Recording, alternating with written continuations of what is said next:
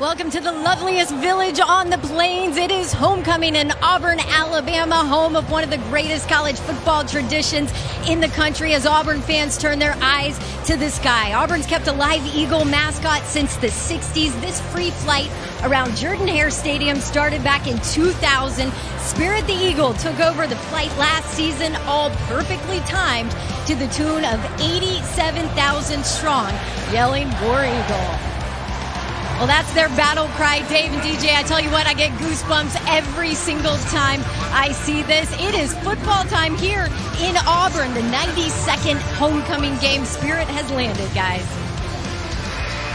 That is one of the great spectacles in all of college football. An awesome sight to see as Auburn, the 10th-ranked team in America, welcomes Southern Miss into town for the 105th observance of homecoming here in Auburn. Dave Neal alongside former Georgia quarterback DJ Shockley. Glad you can be with us. And DJ, Southern Miss comes in here. Pretty good football team. They're certainly going to give Auburn all they want today.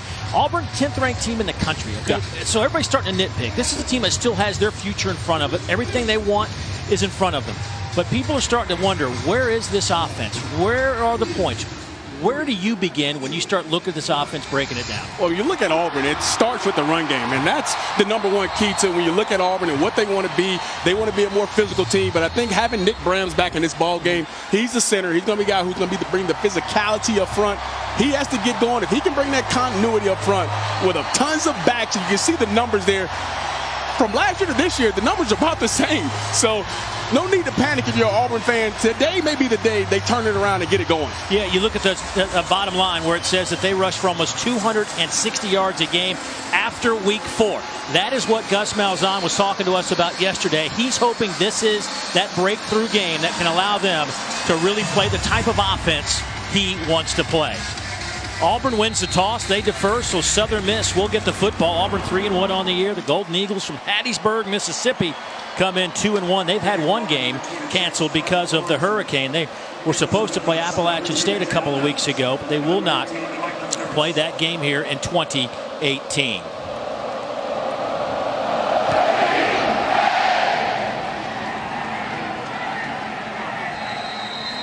So out to the 25-yard line, Jack Abraham, the man that will run the show offensively for the Southern Miss Golden Eagles. For more on his story, let's go down to Dawn Davenport. Yeah, Dave, DJ, you're too short. You're not strong enough. You're never going to play Division I college football. That's what a college coach told Jack Abraham. So he put it on a Post-it note. He taped it to his bathroom mirror for 4 years. And then he told me he worked harder than anyone to prove every run wrong. 6 feet, 204-pound quarterback.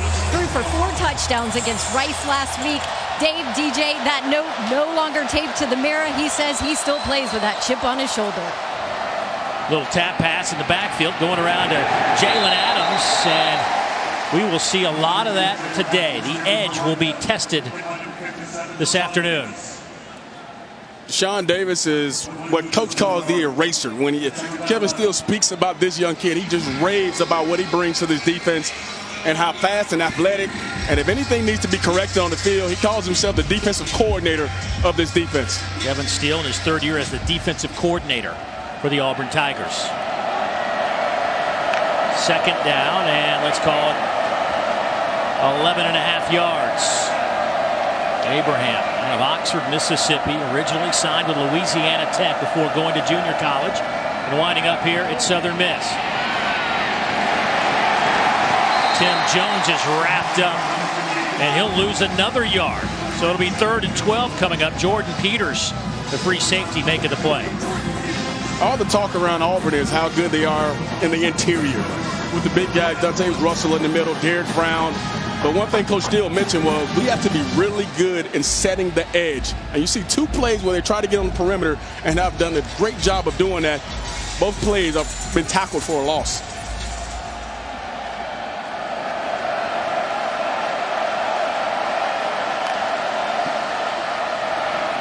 Little slip screen coming near side. That's close to the 35 in the line to make. It's Adams with the catch, give him a dozen yards, and they're going to move the chain. So a big 3rd down conversion for Southern Miss to get them out of the shadows. Well, if anything, this gives you confidence going into your first drive. You don't go 3 and out. Your first 2 plays aren't successful. So now you have opportunity to move the chains and get into this offensive flow that you want and keep this Auburn defense on the field here early.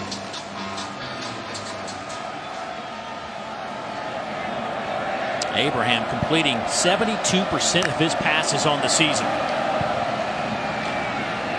He'll delay a handoff. Boy, it's going to be tough to run against that front of Davidson, Brown, Russell, Nick Coe. These guys are some of the best in America. We've talked a lot this year in the SEC about how good Mississippi State is up front. I would put this bunch up against anybody.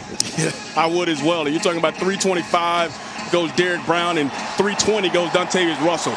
Those two guys are impenetrable walls up front. I'm not sure how you move those guys, especially when you're trying to run inside.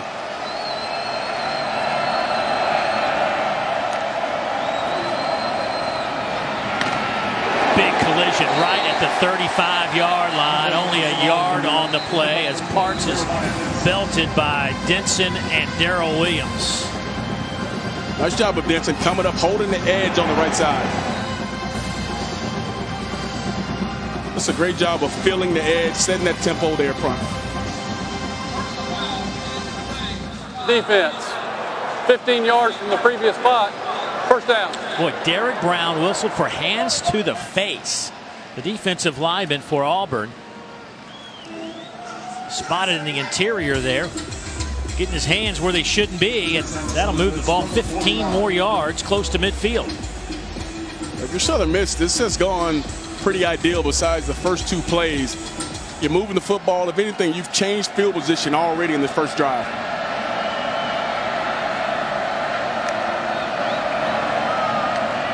Another quick throw to the outside. That one is low.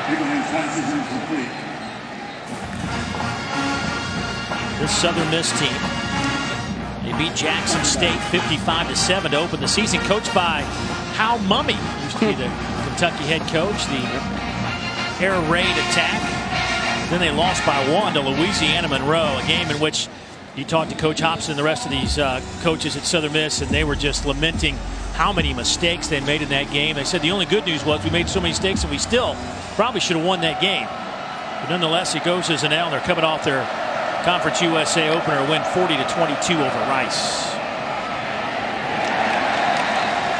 Handoff goes to Adams, brought down by Deshaun Davis. That'll bring up third down. Third down here. This is a big down for Southern Miss. It's third and long. You don't do anything to hurt yourself. And one thing that we talked with Shannon Dawson, offensive coordinator for Southern Miss, he said one good thing that Jack does, he doesn't throw the ball into trouble. He takes care of the football. He's done a great job of that all year already. He's thrown 10 touchdowns, only 3 interceptions. It's going to be interesting to see if they try to throw the football down the field here on third and long. Kevin Steele, the defensive coordinator for the Tigers, bringing in 6 defensive backs. Play clock down to 2, down to 1. They just do get the snap off. Actually, I think there will be a timeout taken by Southern Miss. And there's some pushing and shoving. Southern Miss going on between some Golden Eagles and some Tigers as well. Big third down coming up for Southern Miss when we return to Auburn.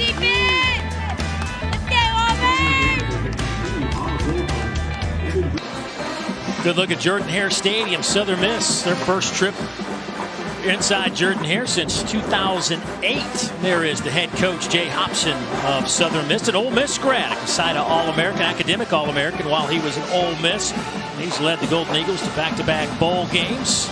Just agreed to a new 4-year contract as well after his success the first couple of seasons. And he is a defensive guy, but right now he's hoping his offense can convert this third down. They've already done one third down conversion. It was third down and 12. And this one will be third down, and let's call it 10. Just shy of midfield. 2 receivers to each side.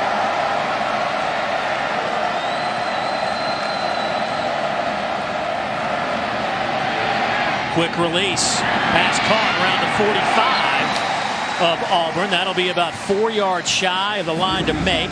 Wes Watkins making the reception, brought down by Darrell Williams. And now you're kind of in that gray area, and it looks like they're going to keep the offense on the field. Well, now here comes the kicking unit.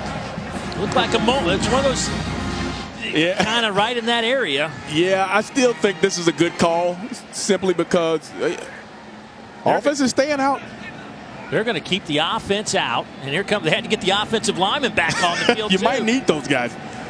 Play clock's already down to 10. So they're going to go for it here on 4th down. And Auburn wants to take a timeout. They had their punt return team set up. So confusion on both sides. Timeout. Interesting call, because when I first thought about it, you want to play a field position game. I know you want points. You want to be able to move the football.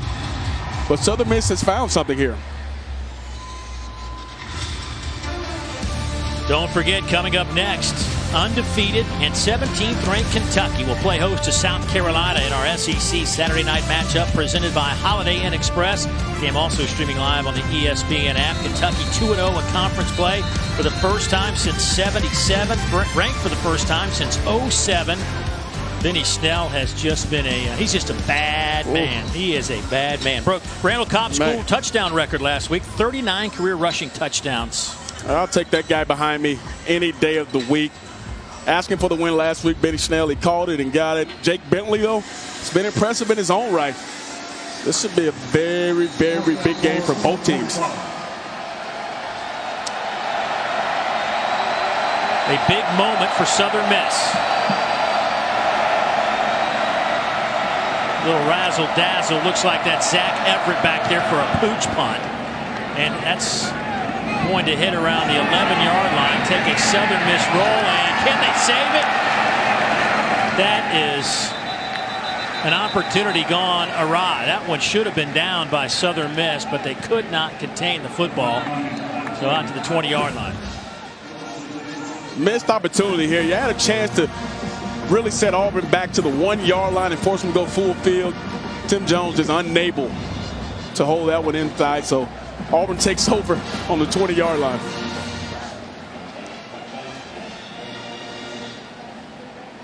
Jarrett Stidham making his way onto the football field for the first time today. Last week, 15-22, just 134 yards through the air.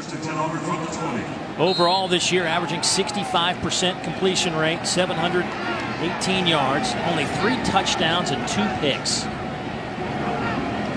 Davis comes in motion, sets up in the slot near side, and the first play, Stidham trying to air it out deep. Seth Williams down there, but he can't make a play. Incomplete.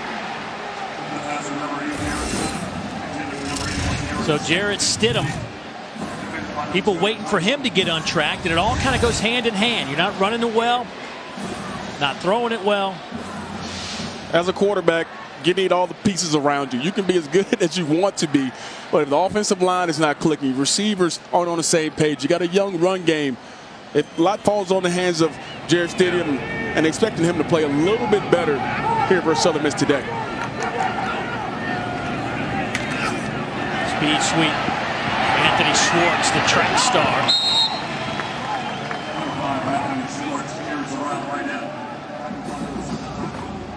Young man in Anthony Schwartz, who they call Flash, here at Auburn, has top-end speed, and they love to get him the ball on those particular jet sweeps or can take the top off the defense.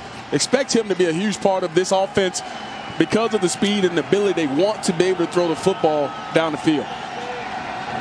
Facing a 3rd down and 8.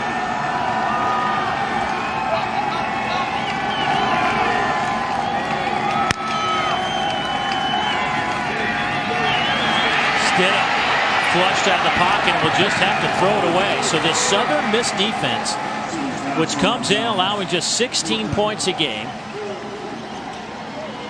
forces a 3-and-out. Pressure came from Yancey. Those are some things that when you watch Auburn on tape, you see the small nuances of why Jarrett Stidham hasn't been as effective is because he had to move. He hit his 3rd step, and he was already beginning to get pressure up the middle. This offensive line has to play better if they want to be able to sustain some drives. Sippos will punt it away, and that will hit around the 32-yard line and head out of bounds. So each team with 1 possession, and both teams had to punt it away. Back in a moment.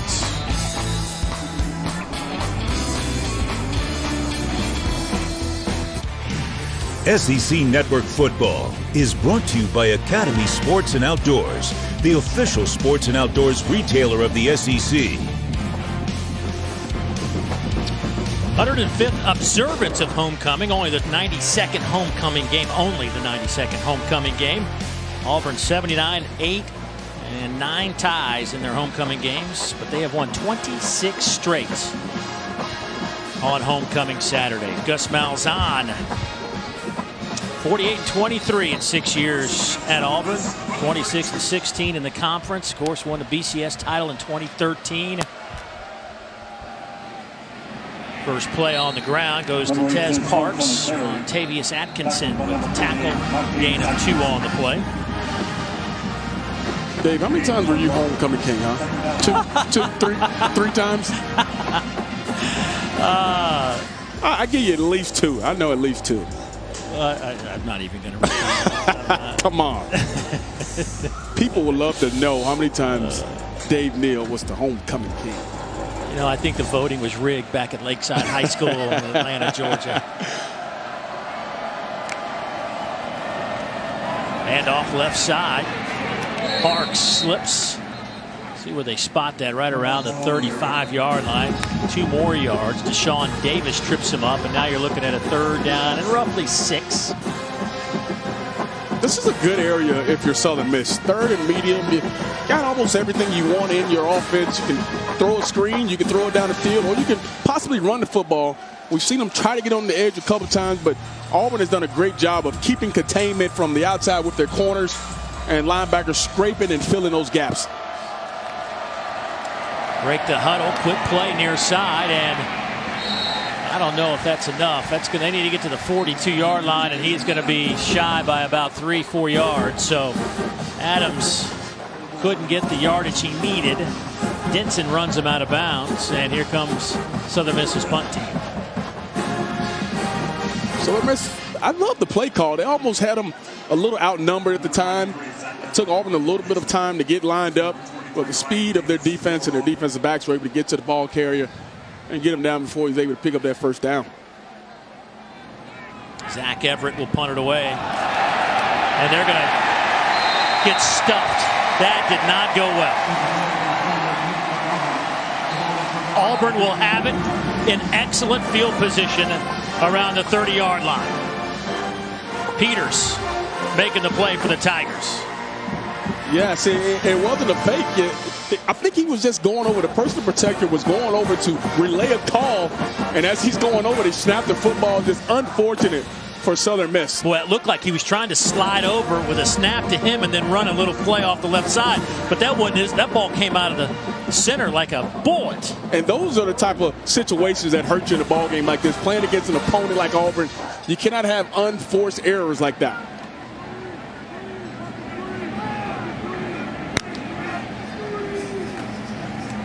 Handoff. That one goes to Whitlow. He'll pick up 3 yards. Big opportunity for Auburn here to possibly take a shot down the field, to work on this passing game that they want to work on. Obviously, the run game has been a talk of this Auburn offense, but also the big throws down the field have been a concern as well. Stidham going toward the end zone. Overthrows everybody. Flag is down, however.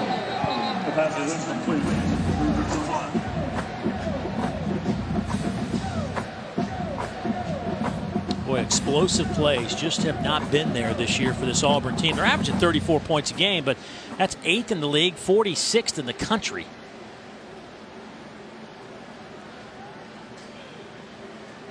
And a lot of it comes from the inability to give Jarrett Stidham time. Those routes take time to happen down the field, and if he doesn't have time to see them. Ineligible receiver downfield, number 80. If penalties decline, results of the play, 3rd down.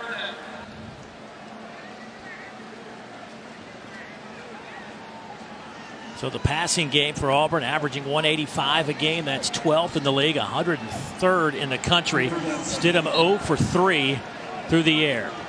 And you can see that 13 plays of 20-plus yards is last in the SEC. You would expect that from a quarterback who's as seasoned as Jarrett Stidham.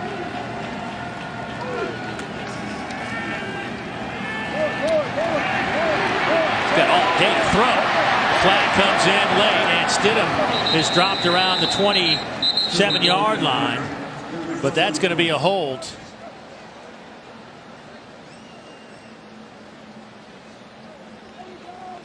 Looked like Prince Tagawanago was the guy back there grabbing a white jersey on Demario Smith.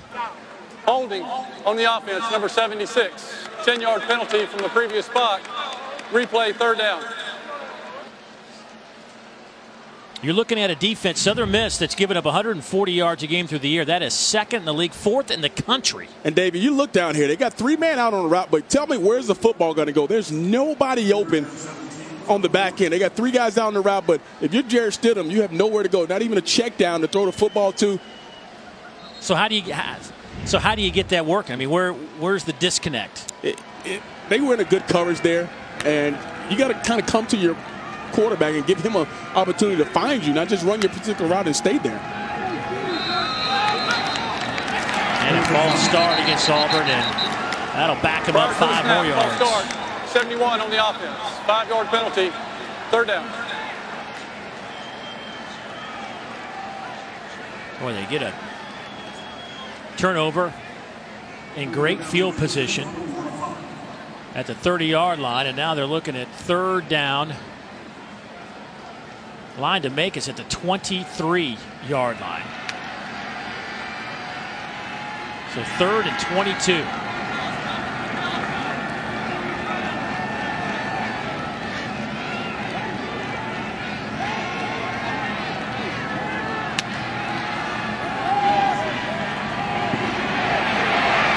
Dump it off underneath. Whitlow, he gets to the 40 and is tackled there.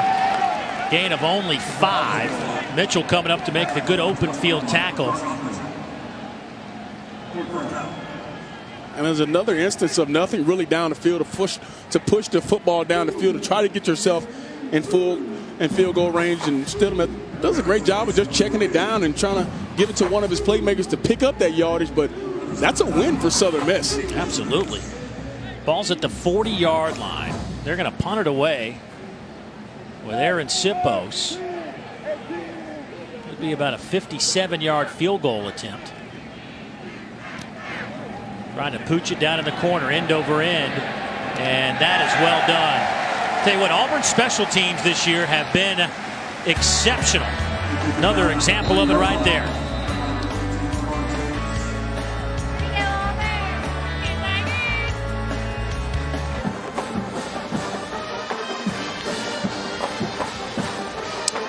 Thank you, Darius. Some say that might be the lone highlight for Tennessee today. Right. We'll see. I'll tell you what, there aren't many highlights here. 10 plays, 10 yards for Gus Malzahn's offense, and this is not the start he was hoping for. I mean, you just haven't seen the cohesion up front, either run or pass game, and we've seen a concerted effort to try to throw it down the field. With the offensive line and everybody a part of it has to do a better job. Backed up. Southern Miss will go with Steven Anderson, their big back at 200. They list him at 240 on the flip card. Coach is telling us he's up to about 255. Big bruiser upper back, and said he's the guy who we love to use near the goal line, but probably not at this part of the goal line when you're trying to get it out. But he's a good physical back that loves to come downhill and runs really fast. But Auburn has to be careful here, trying to sell out for the run. And Southern Miss pops one on the outside.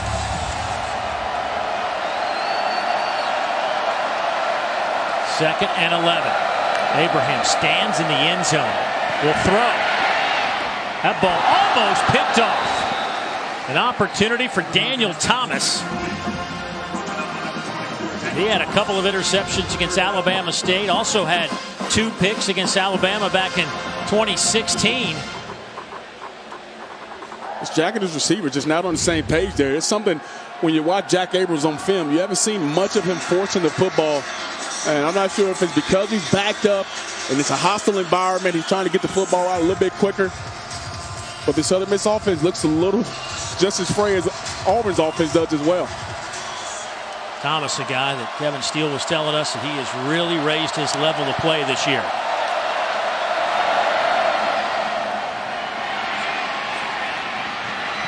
He's trying to work out of some trouble with Quez Watkins over there, but he'll be shy of the first down, and this will be a definite punting situation coming up. It'll be 4th down and about 4, maybe 5 yards.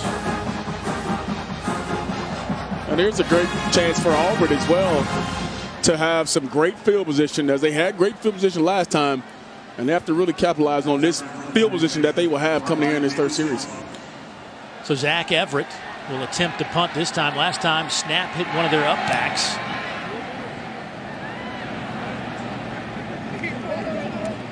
Out of bounds.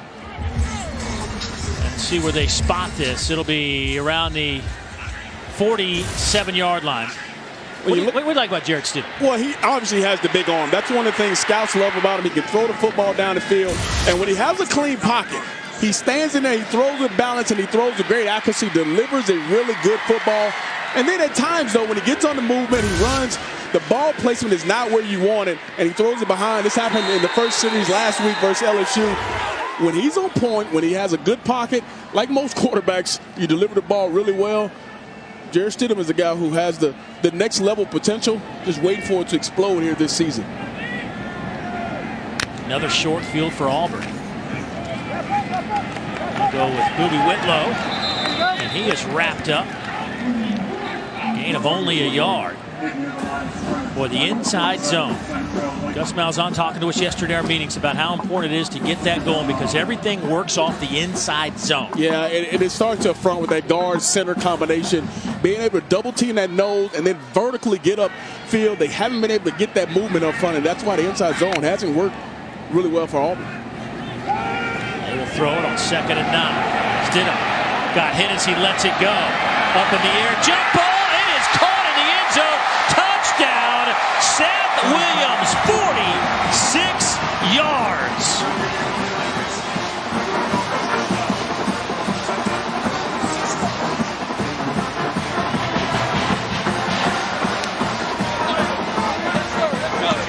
This is the downfield throw that you like to see from Jarrett Stidham. Giving his guy a chance, and they knew coming into this ball game they would have tons of one-on-one opportunities.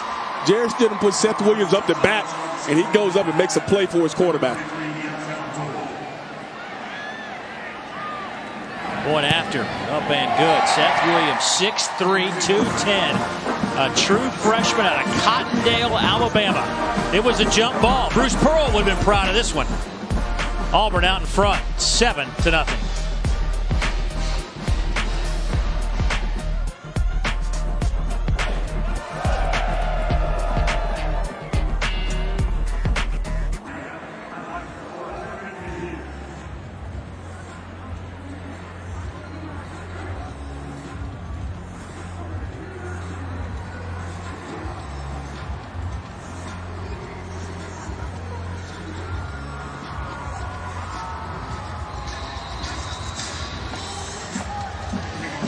Well, Vandy in a little bit of trouble at home against Tennessee State, just around the corner from Vanderbilt Stadium. Here's Jarrett Stidham, just came up with that touchdown pass of 46 yards. You talk about the deep balls. A little look if you compare 17 and 18. And the big play needs to be a part of this offense.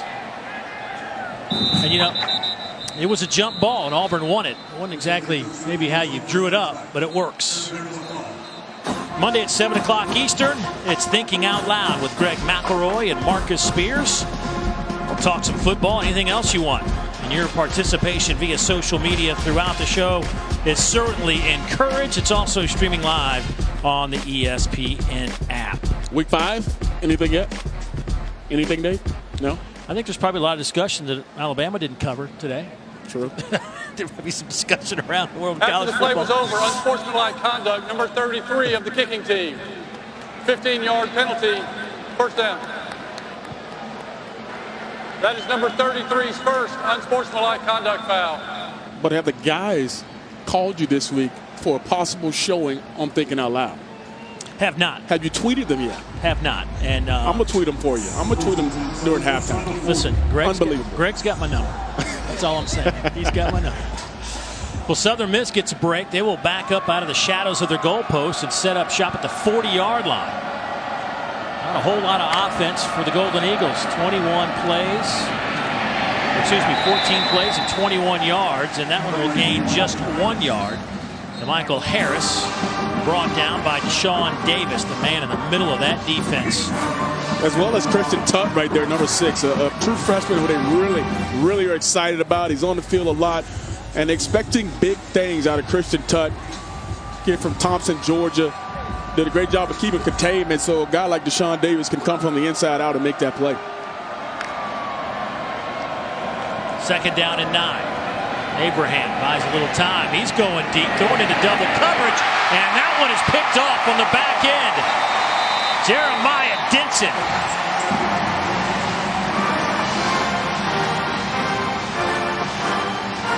His first interception of 2018 for the junior out of Miami.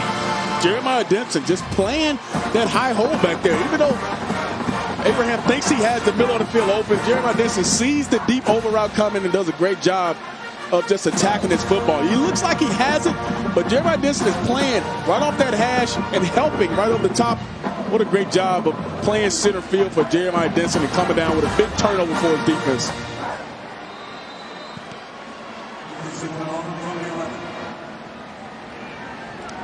Ball at the 11-yard line.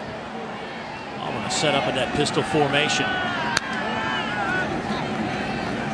Showing Shivers in at running back. His first tote today, and he'll be dropped for about a 3-yard loss going the other way. Walden Davis making a play along with Shannon Showers. Well, the movement up front is just not there yet, and you expect them to come in and be able to change the line of scrimmage up front, and it starts with the big 5 guys up front. They have to do a better job of creating that space, and they just haven't done it here today as of yet.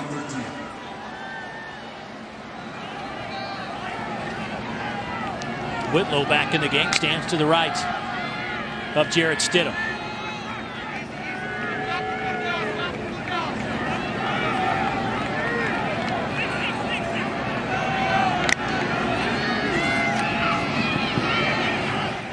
To the outside, nice catch at around the 18-yard line. Goes Darius Slayton, his 9th catch of the year. Guy's been battling a little bit of an injury, a little hamstring. And here's a big 3rd down coming off the big turnover. You want to do something positive after a turnover. Your defense does a great thing for you. Now he on 3rd down. Where are your playmakers? You got Ryan Davis in the slot. You love Chandler Cox, who's right up to the right side. Who's going to be the guy to get open for you?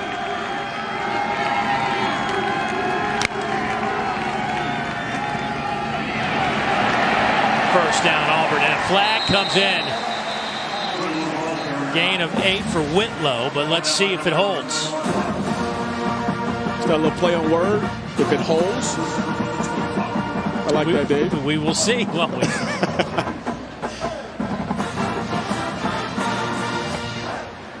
Holding, number 64 on the offense. Penalty is half the distance to the goal. Replay, 3rd down. That's Mike Horton, the right guard. Unfortunate Mike comes out of a fantastic high school in Atlanta.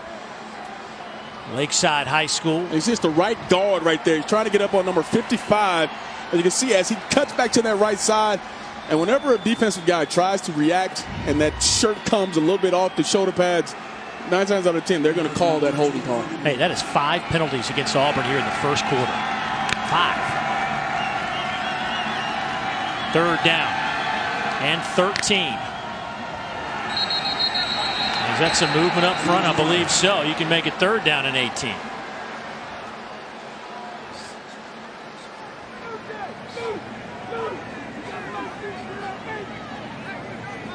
Boy, the crowd here getting a little restless, starting to hear the moans and groans. Number 77 on the offense. Penalty is half the distance to the goal. Still 3rd down. And Dave, here's something to watch. Defensive coordinator Tim Billings plays a ton of cover 0 coverage, which means they blitz all the linebackers. Everybody has a man on the backside. And Southern Miss was coming with pressure on that particular play.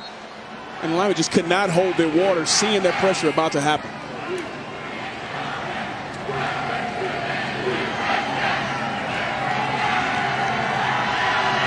Stidham out of the end zone. Stidham tries to unload it, and that one was intended for Whitlow, but he threw it way too early because he was about to get dropped for a safety. And as a quarterback, the one thing you do not want to do inside the pocket is go backwards. If he has any chance to step up here, he has the ability to step up. I know number 11 is coming through the middle, but he has to step up in the pocket as opposed to going backwards.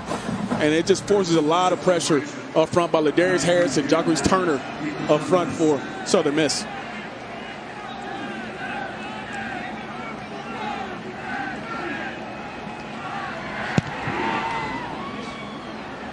Adams tells everybody to get away from it as it bounces out of bounds around the 47-yard line. 7-0 here. Let's get an update. Dari, what's going on?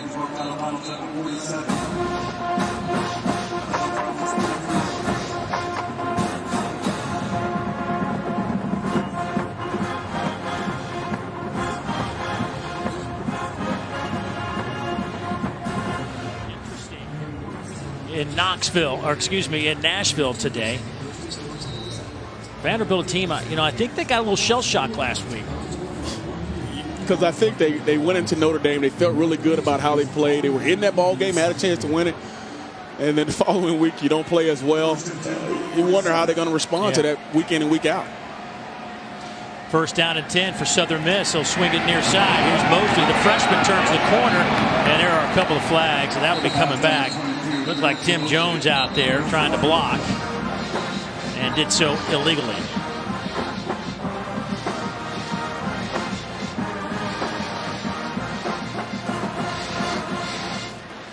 Holding, number 87 on the offense.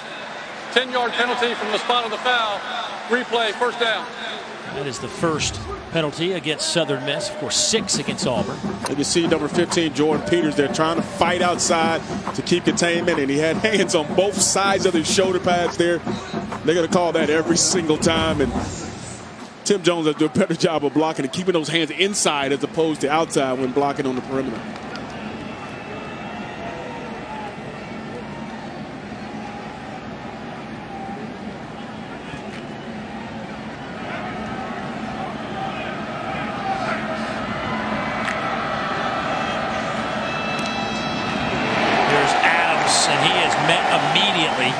By Darrell Williams. That'll be a loss of a yard. Boy, this defense, my first time to see them in person this year.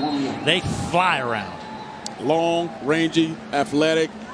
5 tackles for loss now for this Auburn defense. That is the end of the first quarter. A little bit sloppy, but Auburn does have a lead on a big pass play that got them 7.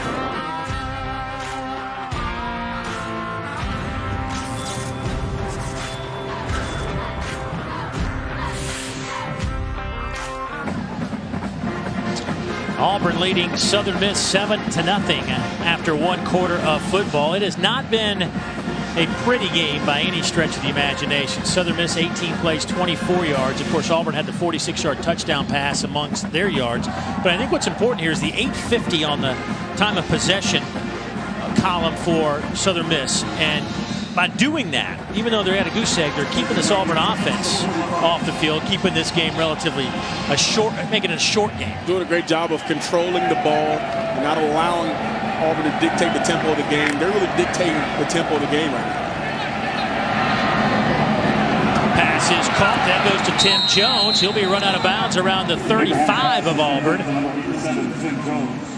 That'll be a first down after a 20-yard pickup. Really the first time that I see Jack Abraham standing there and deliver the football with some confidence. Tim Jones does a great job of finding that open hole in the zone. But one opportunity for Southern Miss to throw the football down the field. We know how well Auburn is and how good they rush the passer.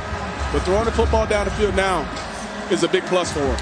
Abraham, 10 of 13, 46 yards. Does have 1 interception on a deep ball that was picked off by Jeremiah Denson.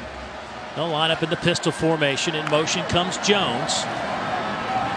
Abraham trying to dump it off. That one is caught by Mosley, and he'll get maybe a yard or 2 on that. Not a whole lot. And Dave, we talked about how they kind of control the time possession. And Coach Hobson talked about, he said, what kind of game plan are you going to want coming into this ball game? He said, really, it's going to be a filler out kind of scenario for us. And I thought that happened in the first quarter. Now we're seeing kind of the identity of Southern Miss, switching it up with screens, throwing the football down the field.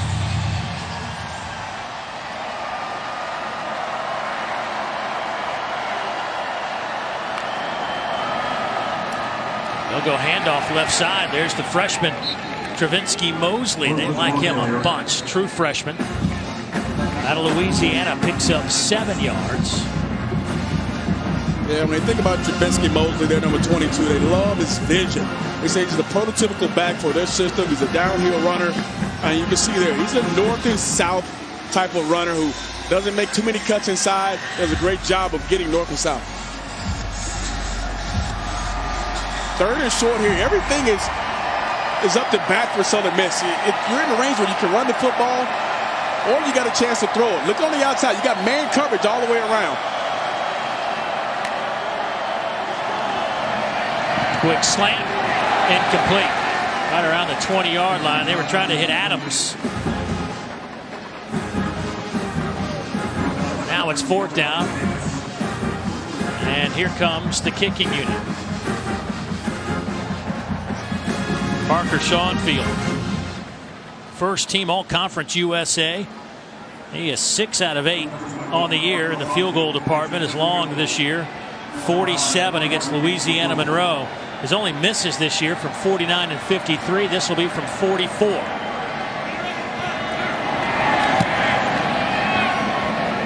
Plenty of leg. You can see why he is an all-conference kicker. And Southern Miss is on the board. Their first points of the afternoon. It is now 7-3 our score from Jordan-Hare Stadium here in Auburn, Alabama.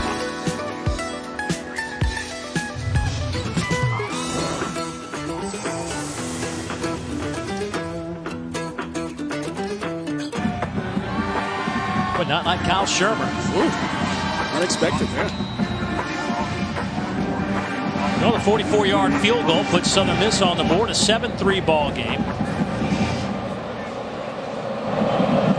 Big Benogany back to return this kick if they want to give him a shot, and they don't because he's one of the best returnmen, and it was loose, and Southern Miss almost had it. Auburn fell asleep on the little pooch kick. T.D. Moultrie came up with the football, but it was just sitting there on the ground. Looked like Ty Williams had a shot at it for Southern Miss, number 7. And that's Chandler Cox right there, who you would expect he just kind of slipped there. He overran it a little bit, but very unexpected. Could have been a game changer here in the 2nd quarter for Southern Miss if they were able to come up with that. So from the 27, Auburn will work offensively. And off going left side, gain of 3 on the play. That goes to Whitlow. And here's a point for Southern Miss was they want to be active up front and get off blocks. And I think they've done that for the most part here in the early part of this ball game. Stack receivers on either side. On 2nd down and 6.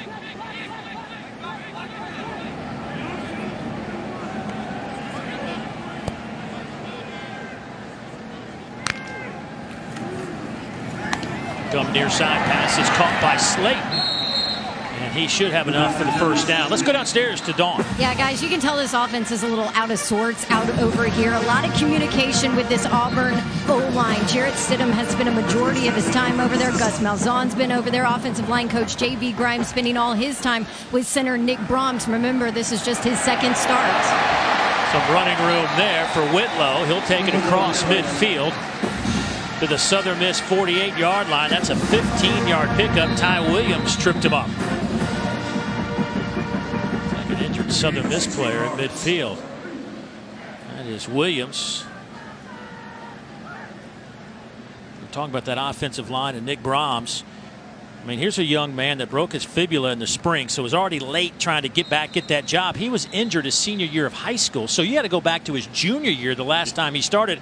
And actually, you got to go back to middle school the last time he started at center. So certainly Nick Brahms trying to shake off the cobwebs in terms of playing a lot of football. And they love his physicality up front. That's one thing Coach Gus Malzahn said. Hey, he's physical. He's the vocal part up front for him, and they're glad to have him back.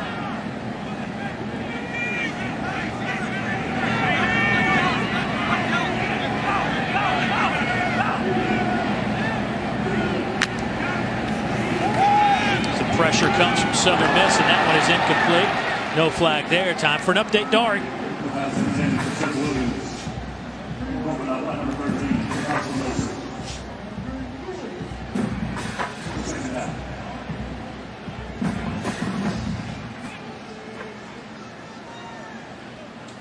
Wow.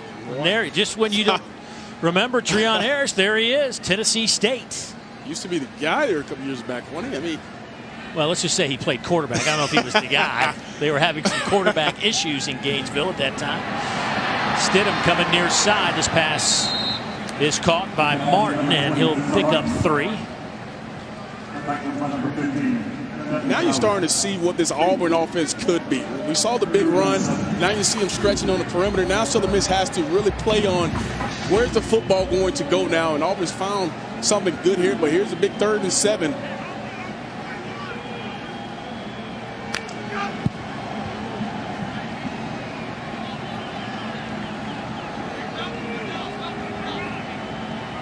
Lots of room on the outside to throw the football if they want.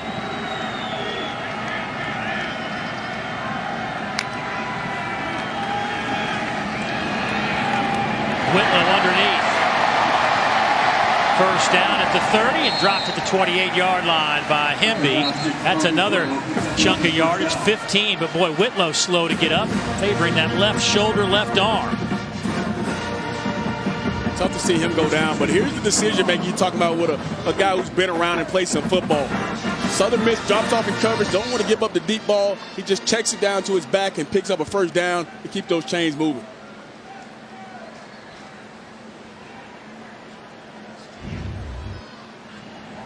He will check out of the game. Kam Martin will come in. And driving, but stopped. Spot his progress at around the 27-yard line. Give him a couple of yards on the play as they attend to Whitlow. Looks like they're checking out their left shoulder, Dave, and he's come on and be a pleasant surprise for him. Redshirt freshman really ran the football hard for Auburn, and hopefully he's okay, but they got a couple other capable backs, but Whitlow's been the guy down the stretch the last few games.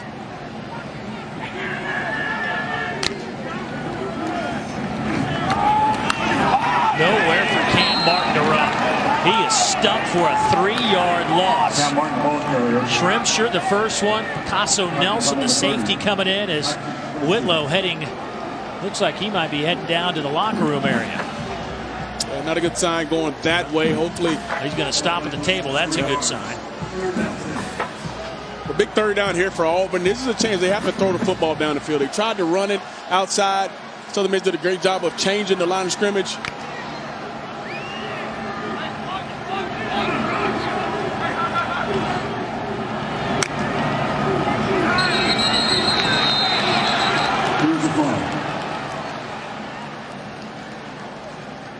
Auburn already with 6 penalties for 58 yards today.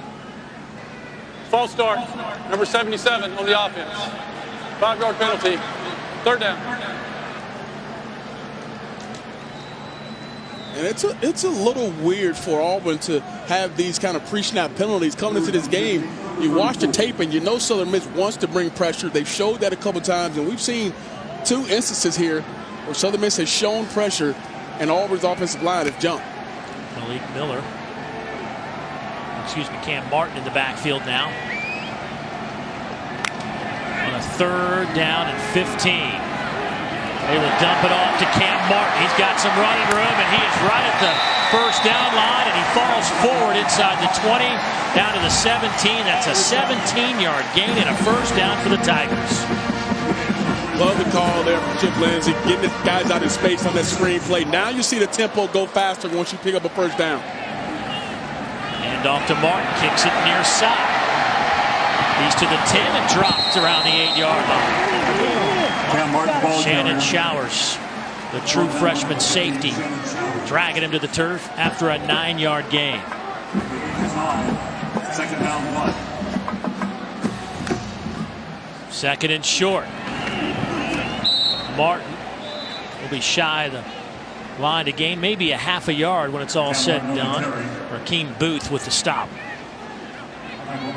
whenever you run the inside zone, they tried to run inside zone there again.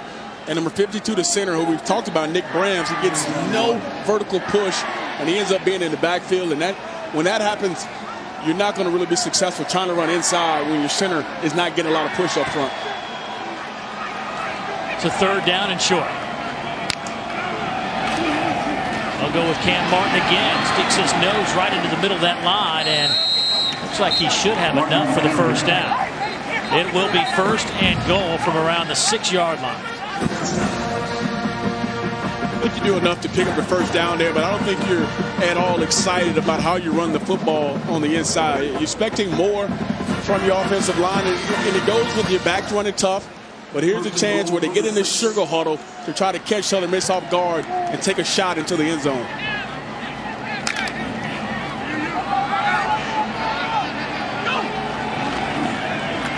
Little speed sweep coming around the edge. Schwartz turns the corner. Touchdown, Auburn.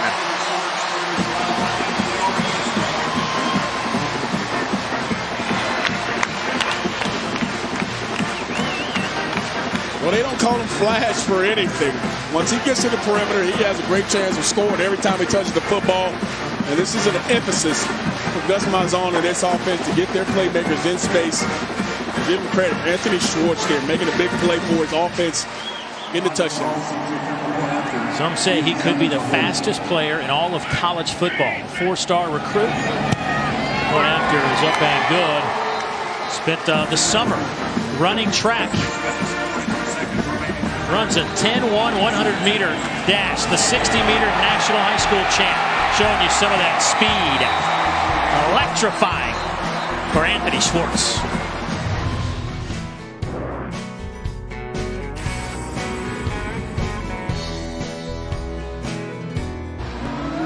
Auburn had a nice drive, 13 plays, 73 yards, capped off by just a short run, but enough to show us the speed of one Anthony Schwartz. 6 yards out. Young man can flat out fly. 10.09 100-meter dash in June. He has his eyes set on competing for the USA in the Olympics one day. Will run track when football's over. I mean, there's speed, and then there's Anthony Schwartz speed. Yeah, and some people say, oh, he has track speed or he has football speed. This guy is fast.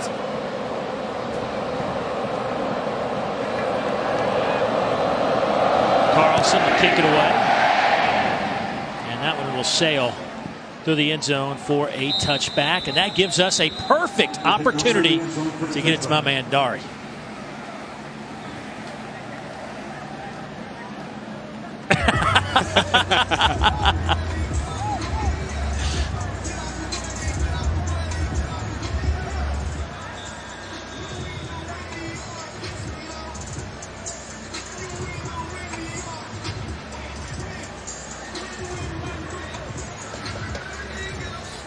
I will, Dari. Thanks for keeping me on my toes. Speaking of keeping you on the toes, how about Quadre Griggs? Southern Miss fans will remember him, obviously, last year as starting quarterback. Split some time as the starter last year, but was indefinitely suspended for about a month before the football season by the university, but was reinstated a few weeks ago. This is his first action of 2018. He is a big boy at 6'3", 225. Played in 10 games last year with 7 starts, 5-2 record in those starts.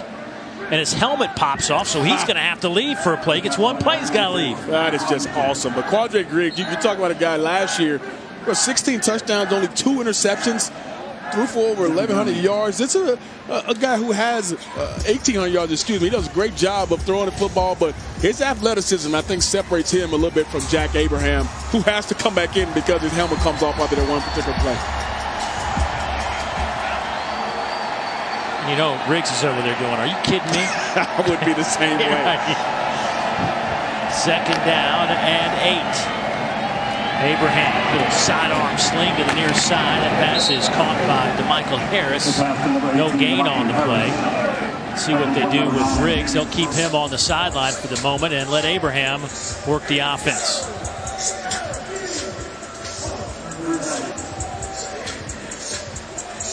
So a third down, and let's call it 7.5 coming up for the Golden Eagles, who have 24 plays and 54 total yards. Well, this is the Auburn defense that you expect to see. Expect some pressure here, but Auburn can do it with their front four, and not needing to bring extra guys. Pressure comes. They try to dump it off. They do so. Mosley, boy, he is swarmed by blue jerseys. There were 7 blue jerseys surrounding the football. Deshaun Davis there, along with Dontavius Russell. And you watch Deshaun Davis, number 57, right in the middle of your screen here. He identifies it right away, and he runs quickly right to it. And watch how fast he dissects it and understands it. And he's shot out of a cannon. And this is what makes him so special. And we talked about him being the eraser for him. 5 tackles already in this ball game. But you can see why Coach Steele is excited to have him as your middle linebacker. How about Dontavius Russell hustling over there?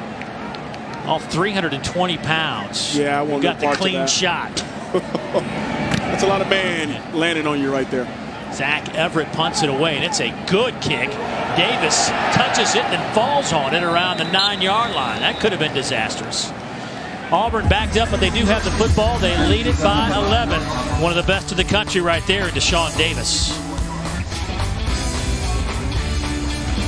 SEC Network Football is brought to you by Ice Cold Dr. Pepper, the official drink of Fansville. On a warm, muggy afternoon, a homecoming afternoon here on the loveliest village on the plains. Isn't that something? That is a loyal Auburn fan right there. Absolutely. Just a quick update. There is a strong cell that has kind of popped up just over Auburn. It is not a big cell. There is lightning within 8 miles of the monitors we use, the technology we use at ESPN. A little bit different than what... Lightning has been detected within 8 miles of the stadium. We're now in a weather delay. So the storm, it is a small cell. I just looked at it on my phone, and it is just, unfortunately, right on top of Auburn. So there you go. It is at least 30 minutes unless there is another lightning strike in that 30-minute window, and then they'll add 30 more minutes to that. So going to have to clear the field with 4:27 to play here before halftime.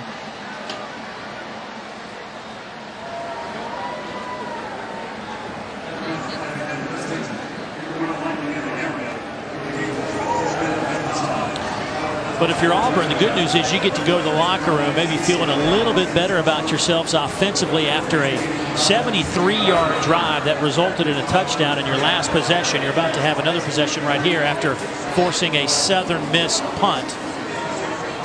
But there is a little bit of bad news, and we'll certainly keep our eye on it, and we will try to find out as much as we can, especially during this delay, is Boobie Whitlow, who is such a talented tailback, the redshirt freshman, who has become their main guy at tailback, nicked up an elbow, a shoulder, something to do with the left extremity, and had to leave the game. And let's see if Dawn has more on that. Dawn. Yeah, Dave, officially from Auburn, it is an upper body injury. He left the field, headed to the locker room, holding that left shoulder. They said they were going to evaluate him further in the locker room, but for the time being, they will be without running back Jarrett Whitlow. So Auburn has run 24 plays, 141 yards. They have 39 on the ground and 102 through the air. So with this lightning delay, we don't have to beg Dari you got it, to get on the set, but he is there. My man is ready to go. Dari, take us through the delay. Yeah.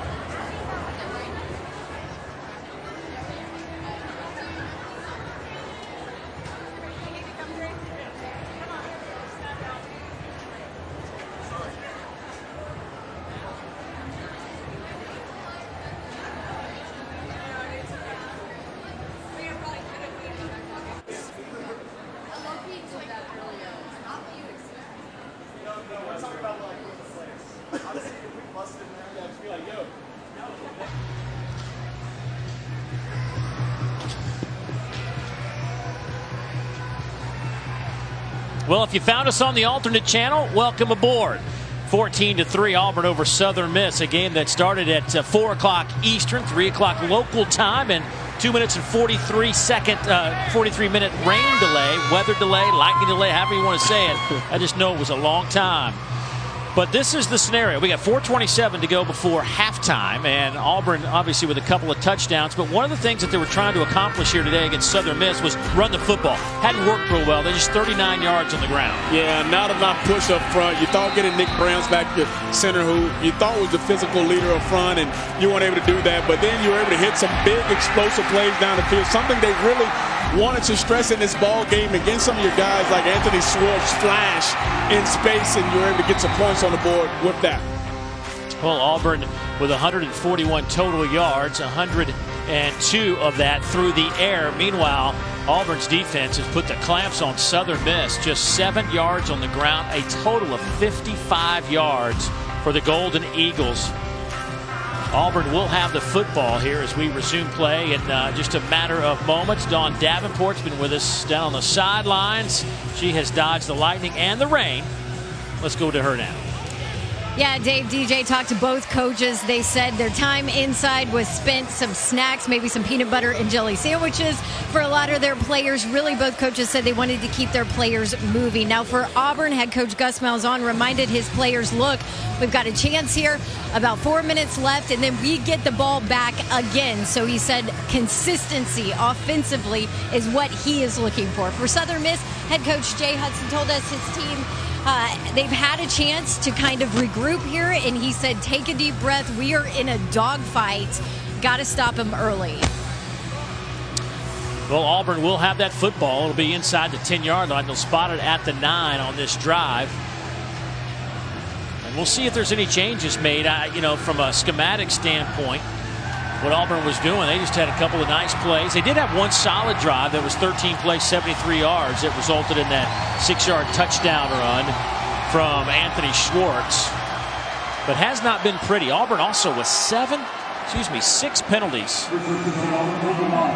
Make that 7 penalties for 63 yards. So not a huge crowd remaining. Let's say we're somewhere probably around 10,000. First play of the resumed game. Stidham will hit Seth Williams out over the 20 to the 21, and that'll be a first down after a gain of 13. Let's go down and get an injury update with Dawn. Yeah, guys, early there in the first quarter, Jarrett Whitlow went out with a shoulder injury, headed to the locker room. They evaluated, just got word from Auburn that he is done for the day, so they'll be without him at running back.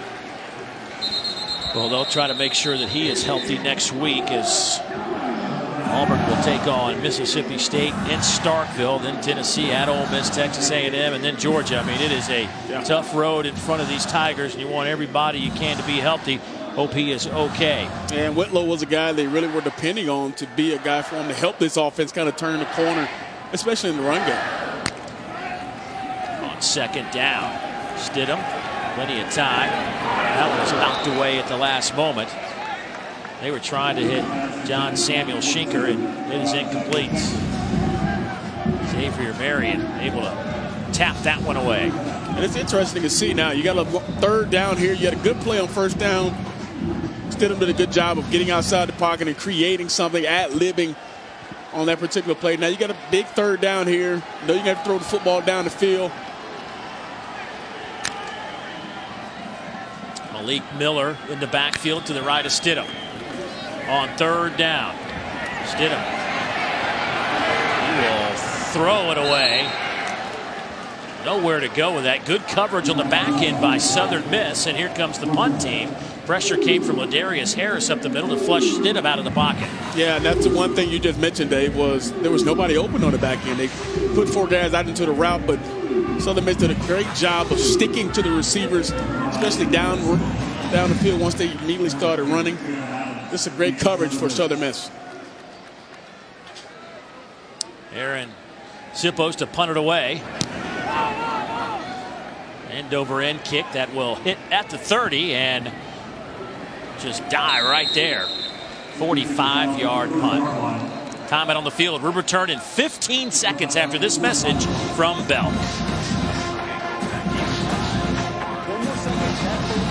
Would look great on camera. Boom. Okay, Cole, 3, 2. That's no good. Got it. Now I'm dressed for an SEC game. Belk, dressing SEC country for 130 years. So 14-3 with 3:15 to go before intermission. Southern Miss trying to find some way to move the football. They have not had any success running it. That is for sure. 7 yards on the ground. Jack Abraham, he will get it close to the 35. Give him 4. It looks like an injured Golden Eagle down on the field. Looks like Jayshawn Washington, number 1, their tight end. 5th-year senior out of Marrero, Louisiana. 3 catches this year. And he is down right about where the play ended.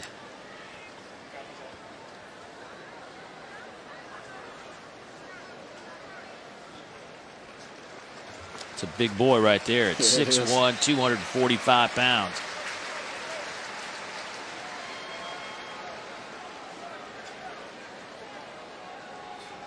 As Jayshawn starts to walk off, Dave, I actually like the play call. There's something we haven't seen from Southern Miss yet. The counter to the jet sweep by Southern Miss to take the eyes of this fast-flowing Auburn defense.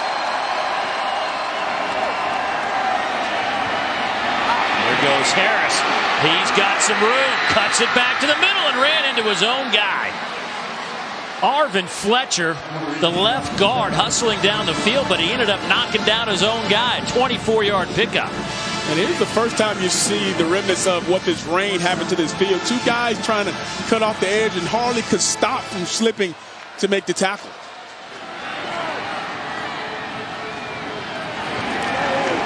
Abraham keeps it himself. Gets a yard, brought down by Marlon Davidson. Well, you're going to watch as it comes back around on the reverse. You're going to see 2 guys. You see 49, he has a great angle to him, Darren Williams, but he just slips and slides over trying to stop and shut down. This is going to be something to watch for the rest of this ball game, just to see how slippery it is down there. Well, we've had a ton of rain during that 2-hour, 45-minute delay.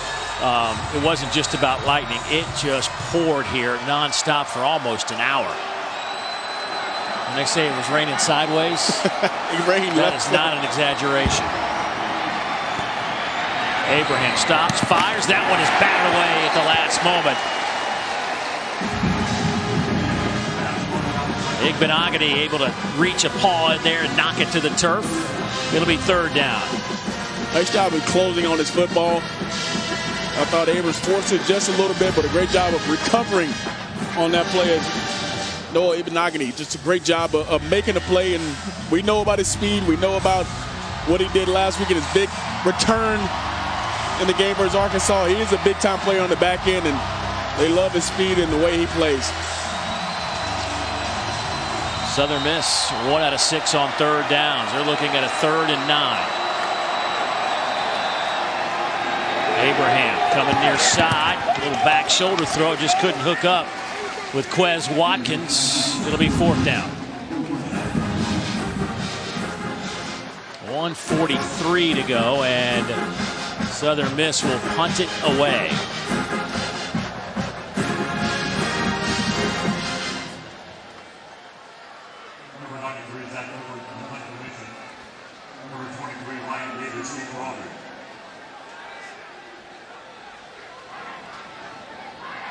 Zach Everett to punt it away. Back deep, Ryan Davis, one of the electrifying return men in the country. Fair catch call for at the 10-yard line, and that's where Auburn will take over. We're talking about Noah Igbenogany, and he is such an unbelievable athlete. There are a couple of them on this Auburn team. Track guys, of course, Anthony Schwartz, one of those as well. But Noah comes from a track family. You see his father Festus, his mother Faith. They were both track stars. His mother Faith ran track for Alabama. She also competed for Nigeria in the '92 Olympics. She's in the back of that shot right there where they Picked up a bronze in the 4x100. His father Festus competed for Mississippi State. He won 7 SEC titles in the triple and long jump. He also made it to the '96 Olympics but did not medal. But what an accomplishment it is just to get to the Olympic Games. There's not a shortage of talent in that family, No. is it? Boy, Stidham just does get it away, incomplete. Let's go down to Dawn. Hey, when you have 2 stud athletes as your parents, you also go through some tough family workouts. Noah's dad, Festus, would put together Olympic-style training workouts for him, stadium stairs, sled drills, you name it, they did it. It worked. Noah won 6 state titles jumping. I asked him who's the fastest in his family. He said he is. I said, who can jump the furthest? He said me, but my dad probably had me back in his prime. Give him a little tip of the cap to the old man, right? Got to. Maybe we should teach that to our kids, huh? A little respect. My dad was my high school coach, too, and at times I tried him just to see where I stood, and I got knocked down pretty good at times, so always giving the dads the glove back. Isn't it funny how the dads, when it gets competitive, how they get a little bit more physical, right before you're about to win? They got the little extra girth to them. Right. Timeout. Southern Miss. Their second. 1:20 to go. Timeout. And a third down coming up for the Tigers. Thursday at 9 o'clock Eastern after Auburn, Texas A&M women's soccer. It's Marty and McGee on the SEC Network. You can see them live on the ESPN app as well. A little busy boys during college football season. Marty and McGee, love those 2 guys. They get after it on their show a little bit. To say they have a good time is kind of an understatement, you think? They're not shy. They are not shy. This Auburn offense, I mean, it's obviously third down. You can start moving the sticks here. 3rd and 5.5, 6 if you can convert. But it's just not been. It has not been a free-flowing offense today at all. And give some credit to Southern Miss and this defense. Stidham, quick throw back, pass is caught, but that'll be shy in the first down. They needed to get it to the 21, and they'll spot it back at the 18. It just seems like there haven't been tons of room to run or throw on the Southern Miss defense. You think they would have more success being able to throw the football down the field or rushing the football? They just haven't found that today, and I think they got to find ways to get him some easy throws. I mean, this is one of those routes, though, DJ, correct me if I'm wrong, but you got to find the line to gain on this, right? Absolutely. He's running nothing but an option route. And with an option route, you got to get to 7-8 yards to get to that depth and make sure that you get the first down just in case as soon as you catch the football, hey, I got enough yardage where I can complete the first down, but he goes about 3 or 4 yards, and that's not going to get it.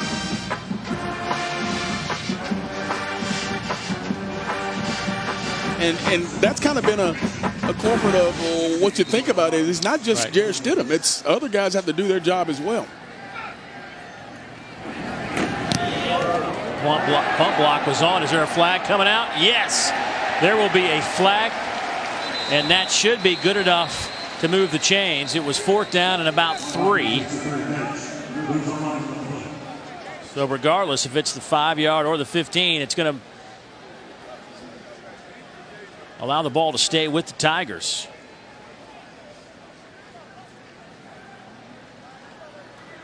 Running into the kicker on the defense, number 55. 5-yard penalty from the previous spot. First down. DeMario Smith. Jay Hobson doesn't like it. And they always teach you, especially if you can't block the kick, you want to go at an angle so you don't land underneath the kicker's foot. He said he was blocked into the punter. That's what Coach Hobson's trying to relay to the crew. But well, Dave, I would say the same thing if that happened to my player. Right. I would be lobbying the same way. Auburn gets a break with 1:11. See if they can't push the tempo a little bit here. Stidham, though, flushed out of the pocket again.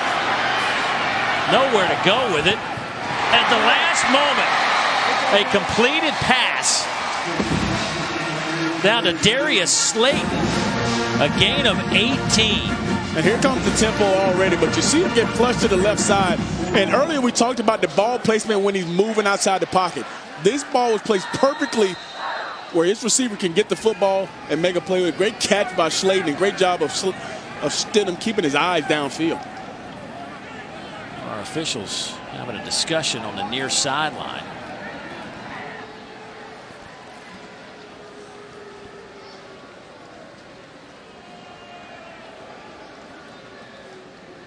They're going to say incomplete pass. Ruling on the field is an incomplete pass. Well, Gus Malzahn can't believe it.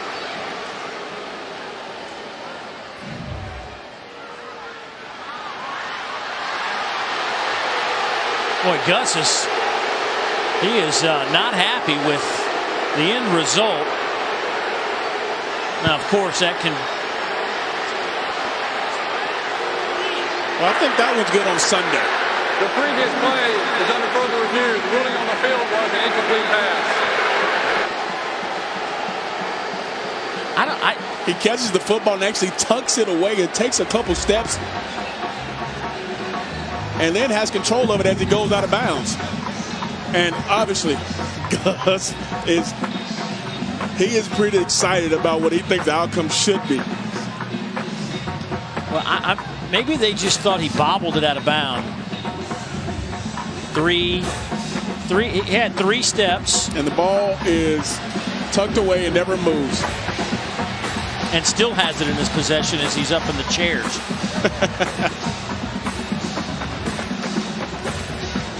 Unless I'm missing something, that is an absolute reception for Slayton.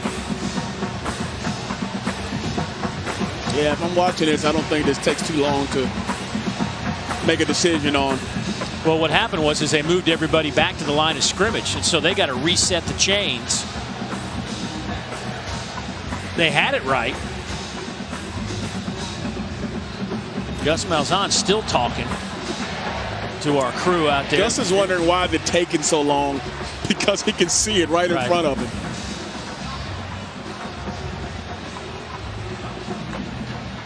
It's like, we're having enough trouble trying to move the football. I don't need you guys to slow it down.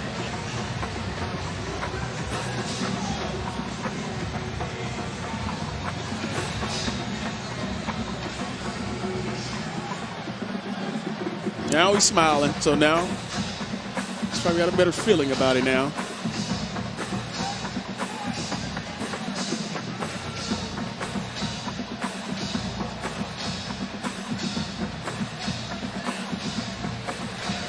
After further review, the receiver maintained possession of the ball. It is a catch at the 42-yard line, first down.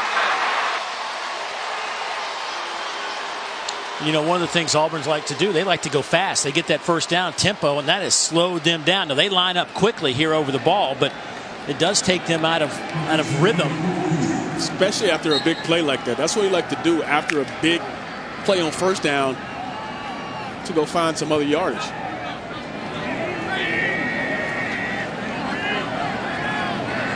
Davis will slip to the outside on the wide side of the field.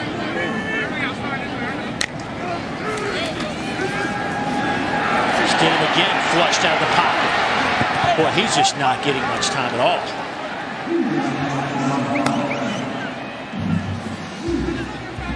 Not much pressure at all, and they did a stunt up front, which caused the pressure, and nobody picked up coming from the inside. That's a great job by number 99 right there, and Raheem Booth coming through there. Jacquez Turner was another guy who made that pressure happen.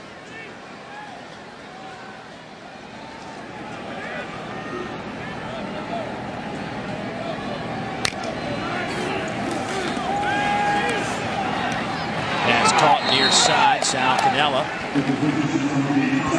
That's a 4-yard pickup, pushed out of bounds by Mitchell. So now it'll be third down and about 5 yards. Now you got another opportunity with 3rd and 5 to make sure you get to the chains and get the first down. Looks like you got man coverage across the board.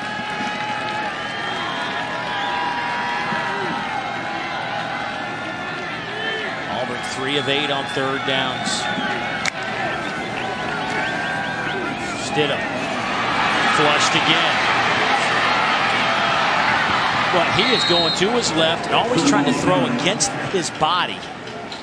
Why doesn't he try to get the other way so he can get to his arm side? It's sometimes it's weird that a quarterback loves to go to his left. I was a guy who loved to get out of the pocket from his left as well, but as he tries to climb, and I think because he's looking to his left-hand side, right, he just goes to that side because that's where he started, and he doesn't know what's going on to his right side. His progression took him to the left side, so he continued that way when he got outside the pocket. Good high kick. Nobody back to return for Southern Miss, but Auburn can't save it. It'll be a touchback with 36 seconds to play before halftime. They already have announced the homecoming queen. They did that right before we started. Sadie Argo was announced as the 2018 Auburn homecoming queen. Congratulations to her. But it's the field is already, especially on the right-hand side, it's already turned it into a quagmire. Turf has been dug up. And this is where when the field is in this kind of fashion, you think the offense has a better advantage because they know where they're going. The defense has to react to them. And I wonder if that's going to be an issue going forward, if the offenses can get more things going because they have that bigger advantage with the field opposed to good defense. Off the right side, going to the freshman Mosley, stays on his feet. He's out over the 35 to the 37-yard line. Best run of the day for Southern Miss, a gain of 17. We talked about Trivensky Mosley when we first came on and how they love his vision. He's a big-time back and do it all. They call it prototypical size and strength. You can see the vision on that run, cutting it back the other way for a big gain. Trying to take a shot with 10 seconds to go, and that one is incomplete. Good coverage out there on the far side. Looking for Adams. Javaris Davis out there in coverage. With what Coach Hobson told Don is they came out after the delay. 10 seconds to go. He mentioned they've been in a dogfight. Probably just wants to take it into halftime with anything else not going wrong for him.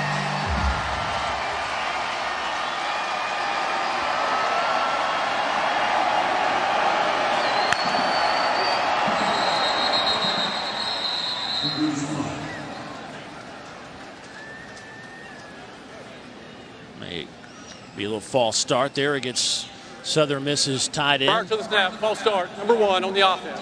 5-yard penalty, second down. Please reset the game clock to 10 seconds.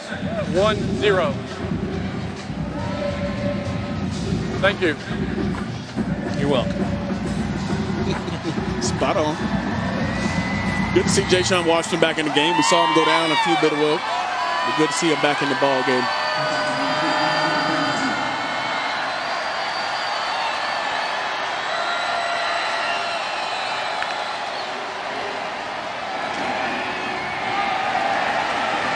Boy, nothing happening there. Back to the line of scrimmage, perhaps, for Trivensky Mosley. And that will... That's the end of the first half. Conclude the first half. Auburn leading it 14-3 over the Southern Miss Golden Eagles. And we will break for our halftime activities. Jarrett Stidham, 11 of 21, 43, a touchdown. Abraham on the other side, 13 of 20, just 48 yards. Southern Miss has rushed for 53 yards. Let's go downstairs to Dawn. Well, Coach Jarrett Stidham feeling the pressure. What do you have to change to give him a little more time back there? Well, we got to protect better. There's no doubt. Get the ball out of our hands. You know, that 2-minute situation right there. We had 2 of them, didn't execute it very well. Halftime now, long break. We need to come out and we need to play good Auburn football. On the other side of the ball, defensively, you hold them to 101 total yards that half. What did you like from that unit? Yeah, defense playing good, keeping away from the big play, harassing the quarterback. Thank you, Coach. Thank you. Coach Malzahn back for another lengthy break in the locker room. See if they can get some things figured out on offense. 14-3 our score. Time to get you in the studio, Dari. Here at Jordan-Hare Stadium in Auburn, where the Tigers lead 14-3 over Southern Miss. Time now to dig in, brought to you by Coyote. And for that, we'll break down one of Auburn's long touchdown passes. You love the play design. This is what happens here. They're playing a cover 3, so everybody's in a third of the field. This safety's going to come back. This corner should go here. Now, this safety comes up here, and he's playing the flat. What really happens is he controls this safety going back because they're running a double post. And here's where you're going to get the big play because he's playing outside leverage on that corner. As the play goes, you can see the safety goes back to the middle of the field. Here's the safety to watch. He's going to be taken away by him. Now, here's the big post that you want to hit coming across here. And he's playing outside leverage, so you know you have the big play you want. Jarrett Stidham knows I have the coverage. The only thing I wish he would do was throw it further across the field. But now you throw it up to your big-time receiver. You allow him to have a 50-50 chance at the football, and he comes down with it. Just a dynamic play. These are the explosive type of plays that Auburn is used to making, and they made one early in that first half. Our first half summary, Auburn with just 188 total yards on 35 plays. That is not what the Tigers are looking for. Meanwhile, their defense, the Tigers' defense, has certainly played well, holding Southern Miss to just 101, 48 through the air, 53 on the ground. Penalties have certainly been an issue for Auburn as well in that first half. 7 penalties for 63 yards. Tigers will have the football at the 20-yard line, and here is Stidham. You know, I think it boils down to, you know, we can look at his numbers and whatnot, but Stidham, how many times has he had a clean pocket where he can really scan the field and step into a throw? It hadn't been many tonight. And that's been the issue, is being able to stand in the pocket and have a clean base, have time to see down the field, and those are the guys that have to get it done up front. And if this Auburn offense is going to be successful, not just tonight, but going forward when they start into this tough SEC play, the 5 guys up front have to be the difference maker for Auburn.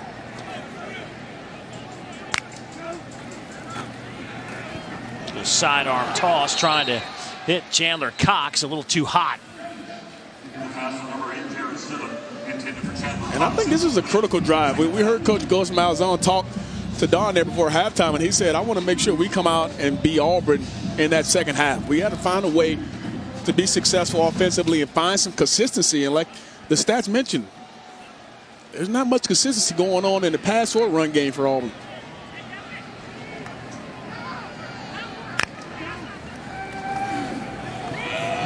Little delay, handoff going to Kam Martin. Kam driving his way out over the 30 to the 32-yard line. A gain of 8 to Mario Smith, dragging him to the turf.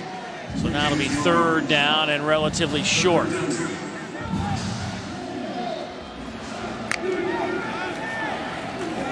with Kam again. He's hit, but he'll fall forward. Xavier Marion coming up to make the play, but not before the Tigers pick up a first down. Now you pick up a first down. Now do you see the tempo? Now do you see this offense pick up?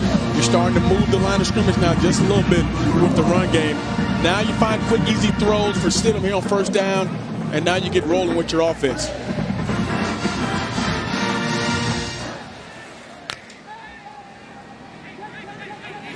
One of the things Gus Malzahn was talking to us about yesterday in our meetings was the fact that they just haven't run a bunch of plays. They want to get up there in the 80 play range if they can in a perfect world. And running 55 to 65 plays doesn't work well with this group. Yeah, that's just not what they're used to, and they're used to going at a faster tick. But I think because of the inexperience up front, because you have some inexperience at the running back position, especially up front on the offensive line, you can't go as fast. And when you have first down plays where you're picking up 1 yard or negative yardage, then it's going. And you can see the difference in from last season to this season and the amount of starts from this offensive line. It speaks to how fast and the volume in which they can go. Pressure coming. They pick it up well. Stidham has time, steps into it, but a flag comes in the backfield, right in the area of holding. Seth Williams bounces around and falls into Southern Miss territory. So let's wait and see what this one's about.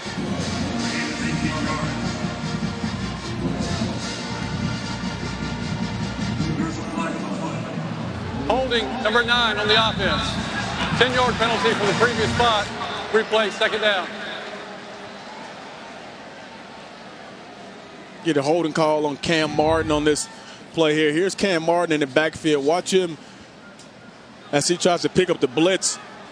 and he's kind of outmanned, but he's fighting his tail off to block Rakeem Booth, and Rakeem Booth does a great job of taking it to him. But that's what you need. You got to have a back that's going to step in there, just can't put his hands outside. Penalty number 8 against Auburn. Kam had to step into another protection mode, and that time it was Sherrod Ruff coming in there, and he's the one who laid the wood to Kam Martin, who's standing in there. He's 193, and you got Sherrod Ruff coming in and roughly 215, 220. So he's got a little extra pounds on him as he comes in there full speed. But you got to love Kam standing in there. It's just not giving his quarterback enough time to actually survey the field and throw it down. 3rd down and 20 now for Auburn. Trying to set up a little swing pass. They do so, and that one goes to Malik Miller. First down on 3rd and 20. They just dump it off to Miller, who picks up 30 yards. Now you pick up the pace. Big conversion there, overcoming a penalty. Malik Miller, big time catch and run. Quick throw to the outside. That one goes to Slayton. He is bottled up after a gain of 2 or 3. And here's it's nothing but a little screen pass outside. You get your lineman outside blocking, but it's poor tackling on the backside. We just talked about number 41, Rakeem Booth, coming in on that blitz. He tries to shoulder him. You got to wrap Malik Miller up. He's not one of those guys who's 190. He's 216. Big time back coming down that edge. Auburn in that short huddle, quick turnaround. See how quickly they snap it out of this package. They'll bring Schwartz in motion, fake it to him, and then throw it to him, but he drops it. And they'll say incomplete.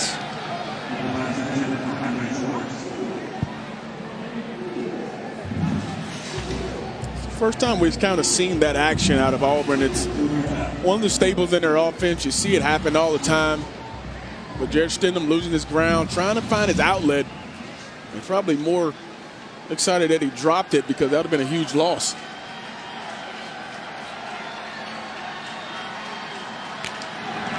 that is a big chunk of yardage to pick up on 3rd downs, averaging over 10 yards to gain. The last one was 20. This one is 7.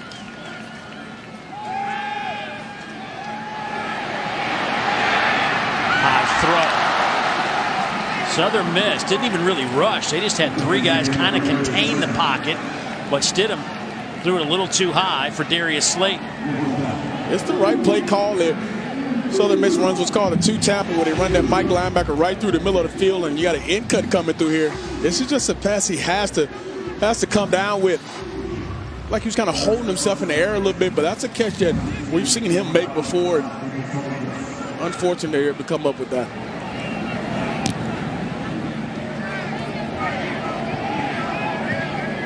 That one will hit at around the 5, and they'll be down at the 3.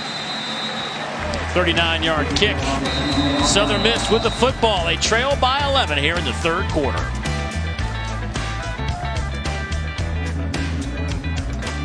Kudos to what's left of the student section. We had this stadium seats 87,000. We weren't full today, but we had clearly an 80,000 capacity, 7,000 short of capacity crowd here today. And a lot of people cleared out when it was lightning and raining, but for those that stayed, kudos. I mean, for a student, what else you have to do on a good Saturday night? Watch a great football game. We had to stay around, right? No doubt. Everybody else should as well. Yeah. Southern Miss with the football backed up at the 3-yard line. Abraham coming near side. Pass is caught. Wide open goes Jaylond Adams. He loses the football out of bounds. They'll throw the beanbag around the 32-yard line. Give him 30 on the pickup, but boy, Adams just found a little hole in that defense. Yeah, give Jack Abraham a lot of credit here, too. Standing in the pocket, delivering the football, backed up in his own end zone. Forward from the 31-yard line. Just a great job of him standing there. No fear standing back there.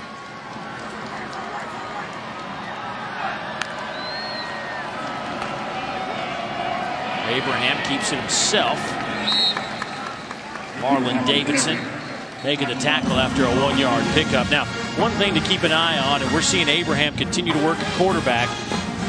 Quadre Riggs, a guy who started a bunch of games for him last year, was suspended indefinitely by the university, not the football program, but the university. Was reinstated to the team a few weeks ago. He is available to play. We saw him come in for one snap, lost his helmet, and that was it. But Abraham, that one was nearly picked off on the far side by Denson. Nonetheless, it'll be a first down. Let's go down to Dawn. Hey, Dave, I actually talked to head coach Jay Hobson at the half, asked him about his quarterback situation, said you're probably going to see Jack Abraham for the most part here in this second half. Liked his decision making. Also pointed out in the short time before the half, he liked how they ran the football. He said that's going to allow them to take some shots this half. Prior to the snap, we were paged from the booth for a replay. Oh boy, that Southern Miss had a chance for a huge play. Tim Jones on a slant was about to Ruling take on the off. field with a catch. And the whistle came in very late. No doubt about it. They go double slant and had a chance to take it the distance. They bring the corner cat here blitzing. Abraham does a great job of ad-libbing over there, and looks like a pretty solid catch to me. Wow.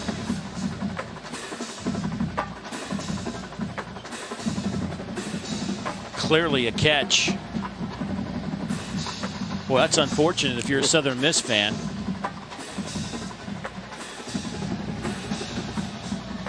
I'm sure Jay Hobson will have a few thoughts about that.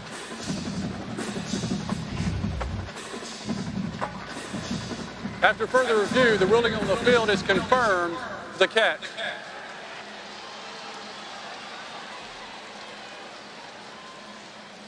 You see Coach Hobson like, come on.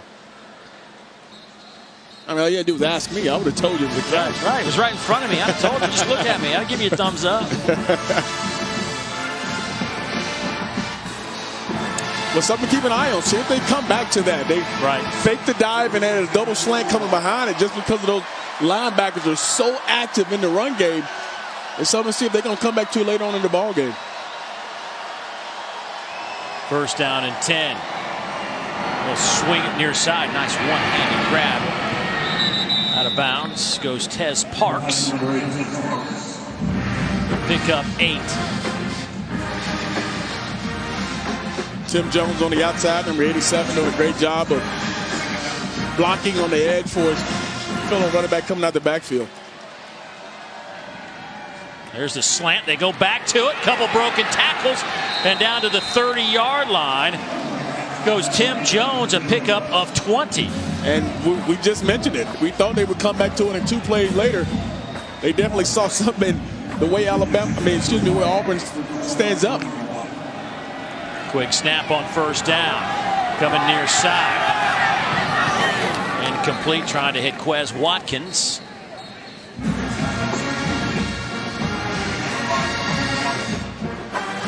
Quez 6'2", 190. They got some athletes on the outside now at Southern Miss. They got some big bodies. They do, and I love that call on first down. Take a shot with your big-time player, Quez Watkins, who 5th in the FBS with 80 receiving yards a game. He's a guy that can get going for you.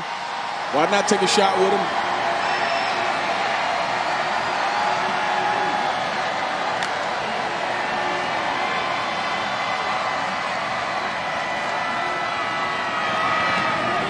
There goes Parks, turns the corner, stays on his feet. Got enough to pick up the first down, and Southern Miss inside the red zone now at about the 18 after that 13-yard pickup. Catching Auburn in man coverage, and you like the matchup Tez Parks on Deshaun Davis. You like that matchup, and he does a great job of outflanking him and picking up positive yardage there on second down.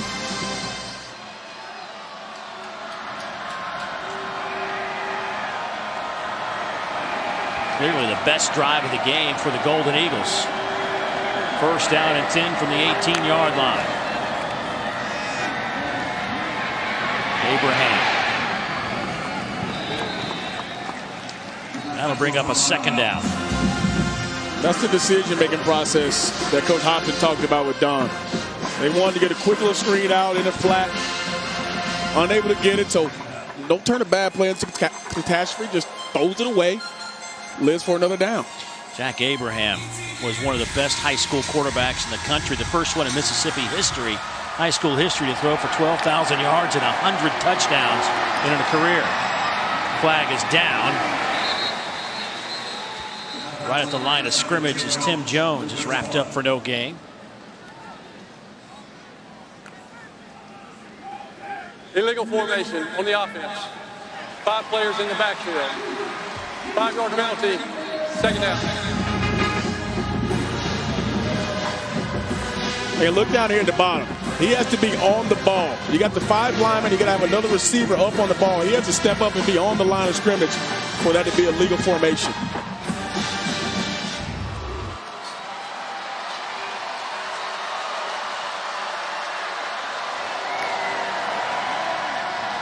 Little reverse and then throwing off of it. Abraham.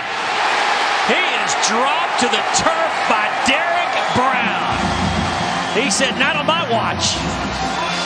Loss of 10. Big man making big plays. Sullivan's going into the bag of tricks for a big play. And Derek Brown, just look at him. He continuously working. And look at the effort.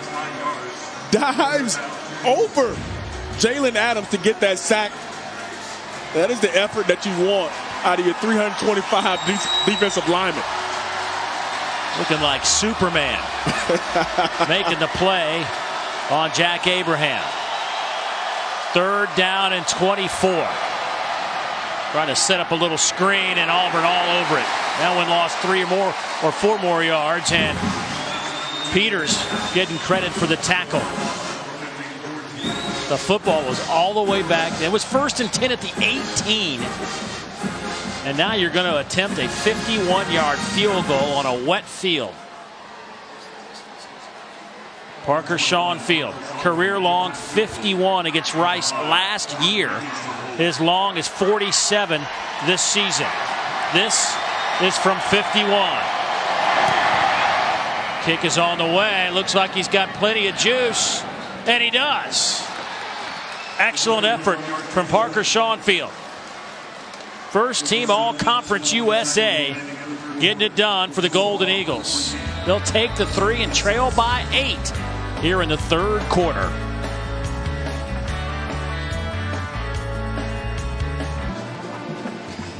(14-6) our score here at Jordan-Hare Stadium. A game that started at about 3 o'clock local time. And we are midway through the 3rd quarter. You know what? If you want to watch some football, want to watch some soccer, some boxing, you name it, you can find it. You can stream all your college football needs all season long on ESPN Plus. So start your free trial today by downloading the ESPN app or visiting ESPNplus.com. ESPN has a nice little contract with Conference USA. Put their games on ESPN Plus. So the Miss fans can find some of their big-time games on ESPN Plus. Little pooch kick and a fair catch called for on the far side. So Auburn will take over around the 28-yard line. Last 4 drives, well, the first of the 4 was pretty good, but after that, it's not been pretty for this Tiger offense. They have had 3 consecutive punts. I think they're still trying to find their identity on offense. Yeah, what are you? I mean, like, seriously, if you're asking the question, what are you, Auburn, as an offensive team, how would you answer that question right now? And I don't think you know right now. I think you're still trying to figure out, do you want to be able to run the football to set up the pass, or is it the other way around? And right now, you haven't been able to do either in this ball game. They will try to run it here. Straight ahead goes Kam Martin.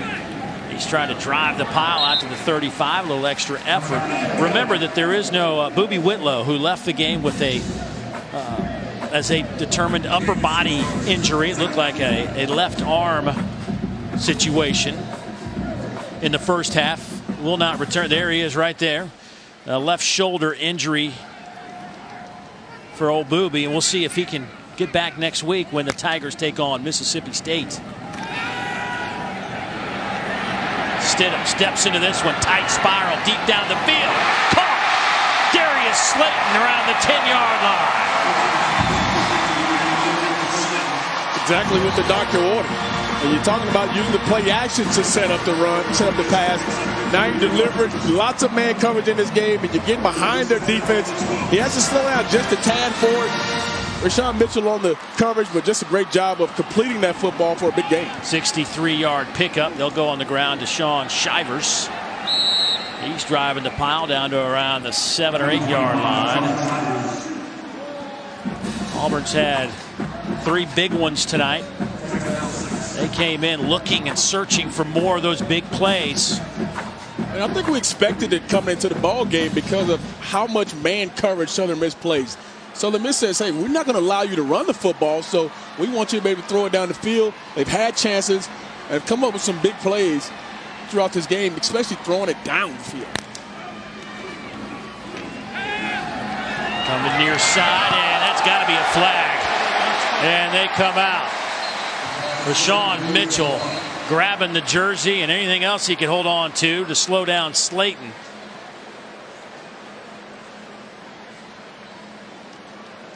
Probably not a bad play by Mitchell because he was clearly beaten on the play. It's a lonely feeling on that island by yourself over there, and you got a big-time receiver. Pass interference on the defense, number 21. The foul occurred in the end zone. The ball will be placed at the 2-yard line. First down.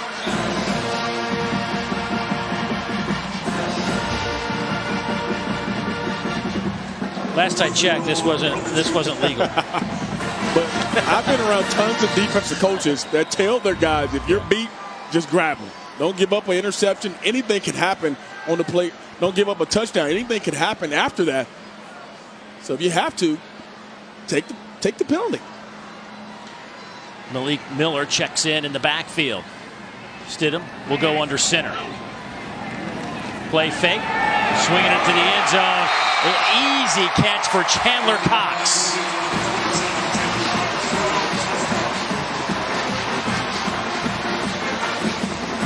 One of the most important pieces to this offense is Chandler Cox. What he brings to this offense, whether it's blocking, whether it's his consistency in the run game, he has been one of the guys that you love to watch, and he's been doing it for a long time. And one guy that I know, Jarrett Stidham, definitely appreciates on the offensive side of the ball.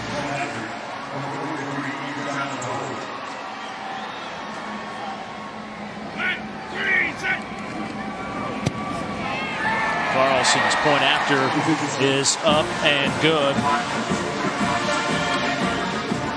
Well, set up by a big play, DJ.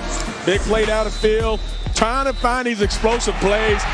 Great job of Slayton catching that and now finishing it off. Chandler Cox getting in for the big touchdown.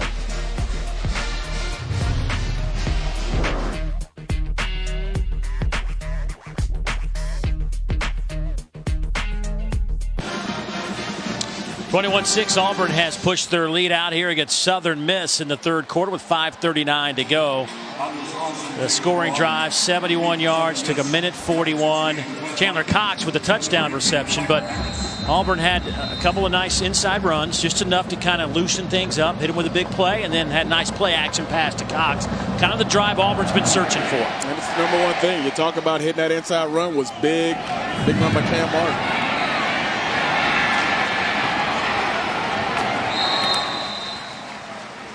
Returns from the end zone.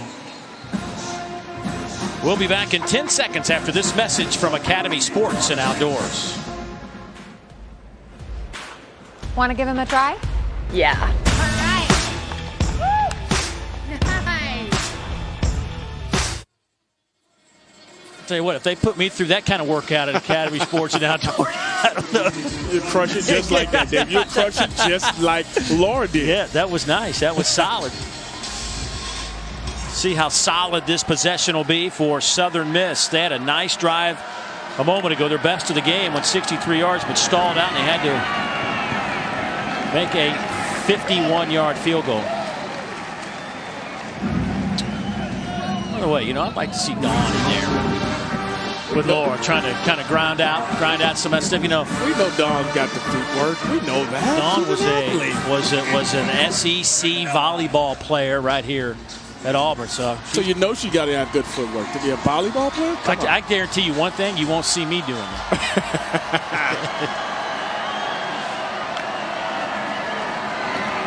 Abraham stops, fires. Wide open is Tim Jones.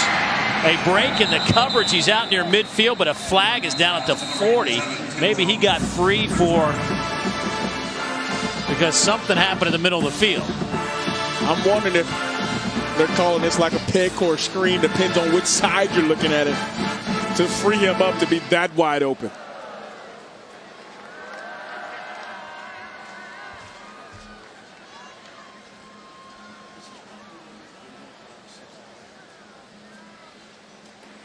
Pass interference on the offense, number 16. Penalty is half the distance to the goal. Replay, second down. Well, I don't know if anybody's been that open against his secondary all year. Well, it's a reason why. You can see here, he comes in here and he picks this guy here, so it gives him the free reign to run right here. And that's the pick in the screen that you see runs right into him. That's a tough call because the defensive back actually runs into the receiver. But like I said, it depends on how you see it as a referee, and the referee saw it as an illegal pick. 2nd and 19, trying to set up the screen. Dangerous throw. Mosley makes the catch. He'd probably been better off just letting that hit the turf. He got swallowed up. A loss of 5. First one there was Williams. That is the 7th tackle behind the line of scrimmage tonight for Auburn. Williams on it, Deshaun Davis on it as well. Multiple guys dissecting what they see defensively. And you see Deshaun Davis come out the field. Who's the signal caller for him? Boy, Southern Miss better be real careful with the football here on 3rd down and 24.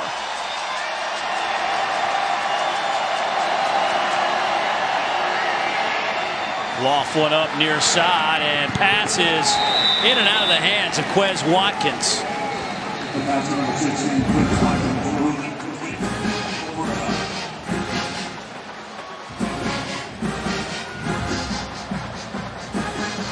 And look at Deshaun Davis here. Look at him making calls. He's calling stuff out. He sees the motion go here, but he's watching that back all the way through. And look at him. He bumps Williams out. And as soon as he sees that lineman get out, he is shot out of a cannon to go make the play. Deshaun Davis on the day, 9 tackles, 1 tackle for loss, and a forced fumble as well.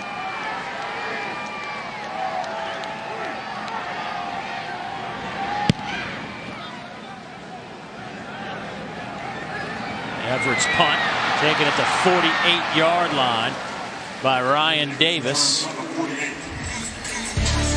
Hey, tonight after South Carolina, Kentucky over on the SEC Network. Our SEC Now team will be back to recap all the day's games. You can also see it streaming live on the ESPN app. Dari, Gene, and Chris been busy all day long. Of course, had a thrilling game in Nashville. Tennessee State, Vanderbilt. Vanderbilt hung on to win that one.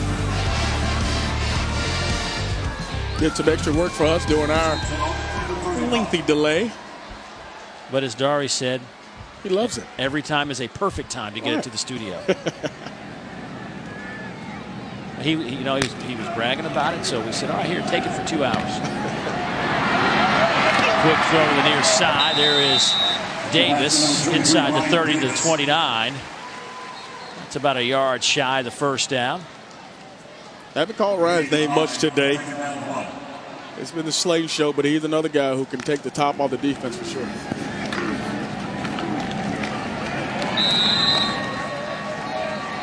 Kam Martin will have enough for the first down.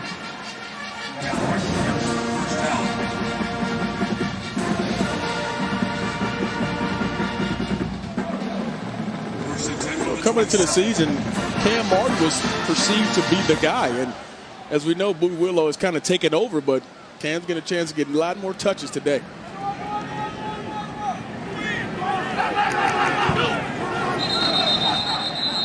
Some movement up front. Looks like Auburn got a little quick on the line, and that'll back him up 5 yards.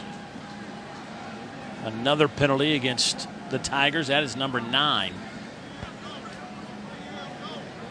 Well, now they're starting to point over there at Southern Miss. Prior to the snap, false start, 64 on the offense. 5-yard penalty. First down. It's my boy Mike Horton out of Lakeside High School. I knew you'd be excited to hear about that, right? Big Lakeside Viking. She probably didn't want to hear his name called from that, though. But you gotta give the alma mater some love, right? So first down and 15. Straight ahead handoff. Powerful running from Kam Martin. 5'10", 195. Casso Nelson bringing him down. Type of run you need. You're running downhill, you're running tough, you're running physical. These are drive starters for you, especially in the run game.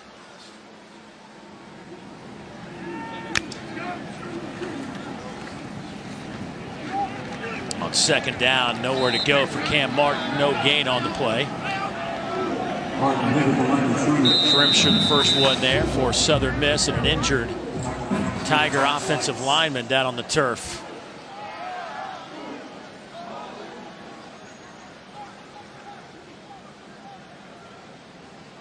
Looks like Jack Driscoll down on the turf. As they attend to him, we'll step aside. Back in a moment.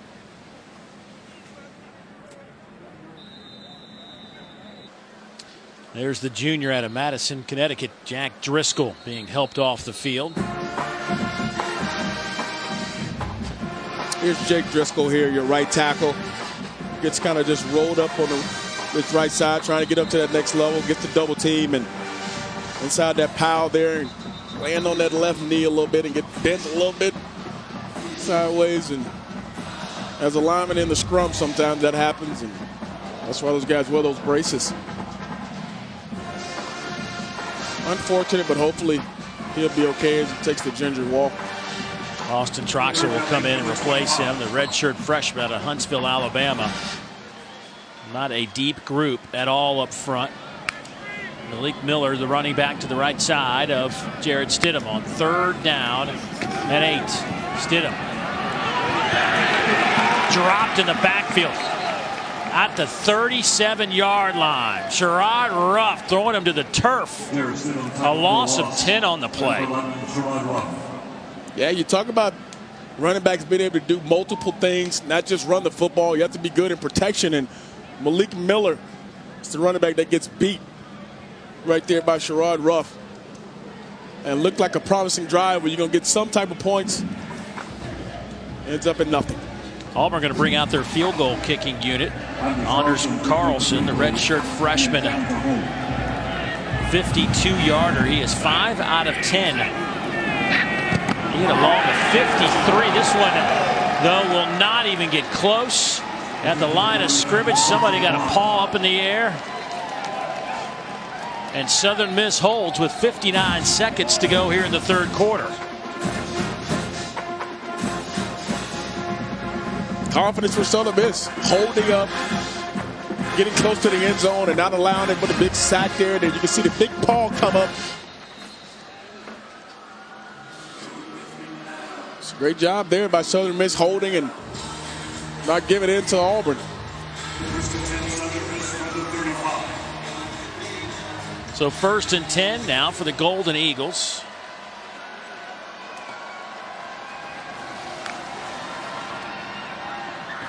Trying to work that edge. They get it out to the freshman Mosley. Boy, they are just putting constant pressure on the edge of the defense. And if you're not keeping contained, plays like this happen. They're going to continue to do it. And then once they stretch you out, that's when they want to come back and run the inside zone, run the quarterback a little bit more. But they are definitely a perimeter offense. Abraham, 21 of 31, 122 through the air. Mosley in motion, but Abraham coming near side with it. He'll try to run for a couple of yards. Let's see where he steps out of bounds. Right around the 39. Gets just about a yard. So now third down and about 5.5. Usually every time that Southern Miss has been in that situation, defensive coordinator Kevin Steele has brought some type of pressure to try to get the ball out of the hands of Jack Abraham quickly.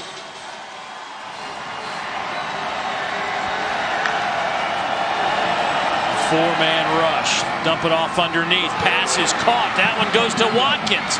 He's to the 40 and run out of bounds at the 37-yard line by Smoke Monday, the true freshman, a 24-yard pickup. And here he is coming across in man coverage. And this is what happens in crossing routes. Guys get bumped into. Crossing route coming from the other side. Guys get lost in coverage.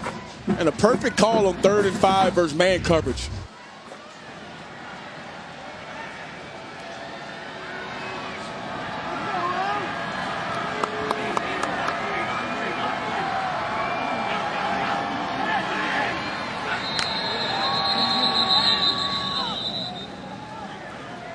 That's the end of the 3rd quarter. So Southern Miss driving the football here as we conclude the 3rd quarter. Auburn leading at 21-6. Didn't think we'd get to the 4th quarter. We made it.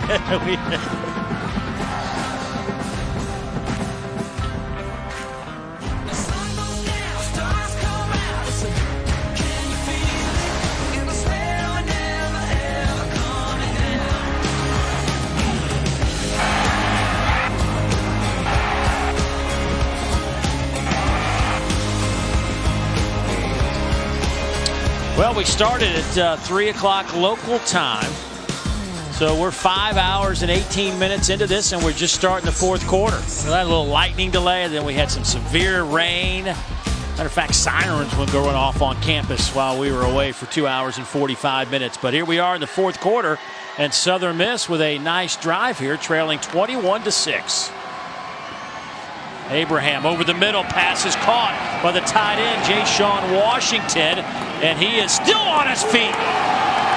They couldn't get him down. He's to the 16-yard line. 21 yards. That's the 1-2 call there, and he lined it right off the slide there in the tight end position, and the play action, the linebackers forgot about him, and nice easy touch pass by Abraham, and after the catch, nothing but just yak. Handoff goes inside to Tez Parks. Number 8, Tez Parks. Dontavius Russell meets him there. 3-yard gain.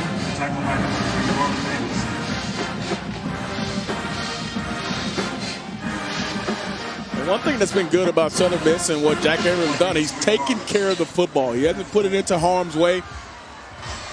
And he's had opportunities here to make some plays. 2nd and 6. Couple of receivers stacked to the near side. A fake to Parks all day. Abraham over the middle.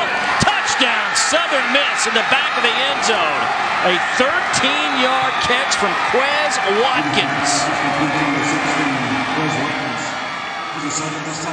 They just lost Quez Washington as he comes across on the backside. They're going to sprint out left, and Quez Washington is the backside receiver. And they just lose him in coverage, and nobody picks him up as he comes across. Nice play design by Southern Miss, and Quez Watkins comes up with a big-time catch. We got us a ball game, Dave Neal.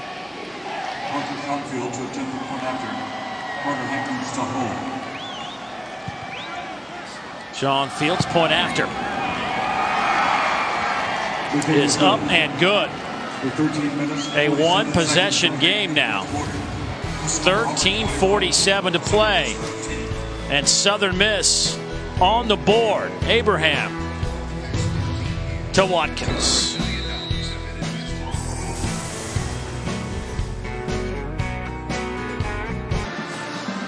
Some of the Southern Miss fans making the trek from Hattiesburg, Mississippi. They have seen their team close the gap to 8, 21-13. Here in the 4th quarter, 13:47 to play in this one. And, you know, we've talked about this Auburn offense. They found some rhythm here in the second half, but you could say the exact same thing about what Southern Miss has done offensively. Yeah, and that's one thing that Coach Hobson talked about. They had moved the football really well versus everybody they played against, and today's no different. Another pooch kick and a fair catch called at the 21. Now, Auburn leads this series with Southern Miss 17-5, but there were a couple of games back in the 90s that Southern Miss won. 1990, Brett Favre found Anthony Harris for the game-winning 10-yard touchdown Southern Miss won 13-12. And then 1991, Southern Miss took an early 7-0 lead. Then Bernard Collins knocked down a 2-point conversion attempt with 1:33 left in the game, preserving the 10-9 win. You see a look at the series history. The last time they met was here in 2008. I happened to be here for that game. Larry Fedora came in with a pretty good Southern Miss team. Had DeAndre Brown at wide receiver, Austin Davis at quarterback, gave Auburn all they wanted that afternoon, much like what's happening here in 2018. Big drive again for Auburn to come up with points to be able to move the football or at least just change the field position of this ball game. But Auburn has to come out and be really productive in this drive.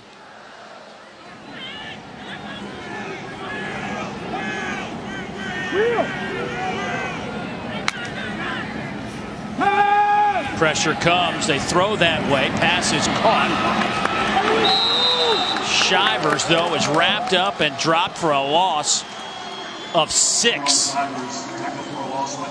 And Dave, I've seen this many times in my day where your offense goes out and has a really good drive and score a touchdown, and your defense feeds off of it. And right now, you can see the speed of this defense flying around. They brought the blitz, still had 2 guys for to make the play. This Southern Miss defense on its 3rd down, expect pressure.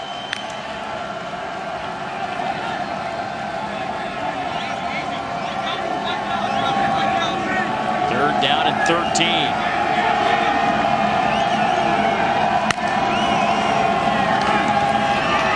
Stidham in the pocket. He'll be dropped back at the 15-yard line. Turner got his paw on him and just wouldn't let go. 2nd sack of the night. And you know who it comes off is Austin Troxell, who comes in for Jake Driscoll.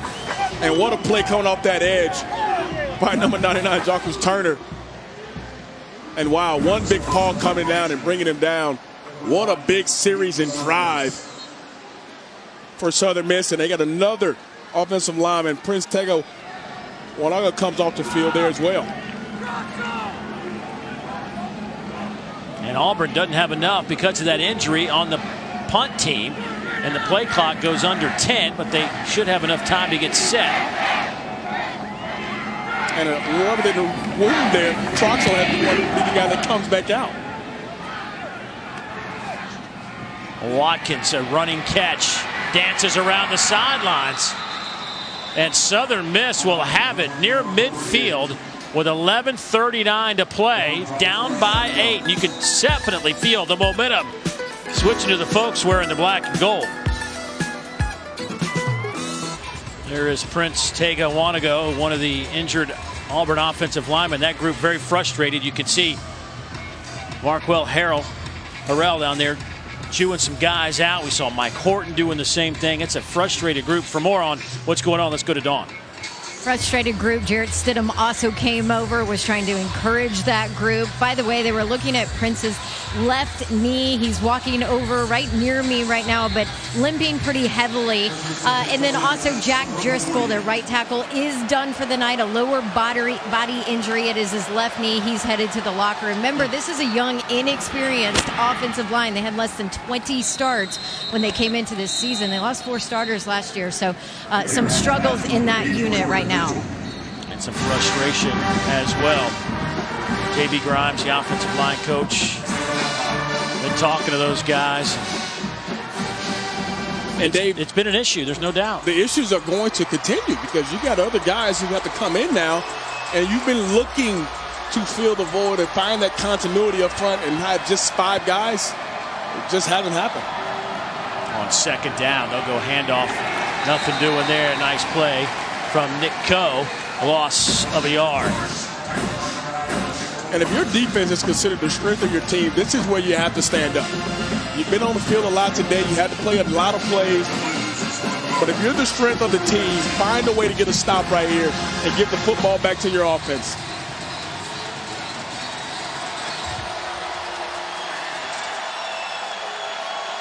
On 3rd and 10. Auburn showing pressure. Safety's coming down here in the box. They're showing pressure.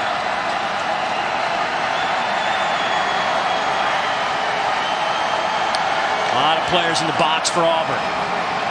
Abraham. That one is off the arms of Quez Watkins. It's incomplete. And now it's 4th down. I love the play call by Southern Miss, and when they recognized pressure was coming, they got into that bunch set, which forced Auburn to play zone coverage because you don't want to get picked off like they did the last time they played man coverage. And unfortunately for Southern Miss, they weren't able to capitalize on a wide open throw and catch, actually. Zach Everett will punt it away. Ryan Davis stands back at the 10-yard line. Angle to the near side. Fair catch called for, and Davis makes it at the 16-yard line. 36-yard punt. We've got 10:09 to play in this one. Auburn with the football when we come back. Well, the turf here at Pat Dye Field before the game today was in excellent shape, especially considering it was the 4th week in a row that Auburn has played a game here on a Saturday. So before kickoff, this is what it looked like. Now, we had torrential rains and, of course, a 2-hour, 45-minute delay, and it's gotten a little choppy down there and a little soggy along the way, but still not as bad as you might think. Now, the turf is starting to deteriorate a little bit, but Auburn hitting the road next week, so maybe the guys that work on this field can get it looking nice and shiny like it was in pregame. But boy, 4 games in a row, it was awesome before kickoff today. Handoff goes to Kam Martin, who hustles his way out over the 25, out to the 28-yard line. Gain of 13. Shannon Showers with the tackle. Pretty good perimeter run there for Auburn. Great play on 1st down to get this drive going. Quick hitter out to the outside. Sal Cannella picks up 4. Boy, Auburn's running a little outside. You just wonder, when are they going to take a shot? And it's, you know, they're due for it. They try to suck you up with the run and try to lull you to sleep and then go over the top of one of their big play players.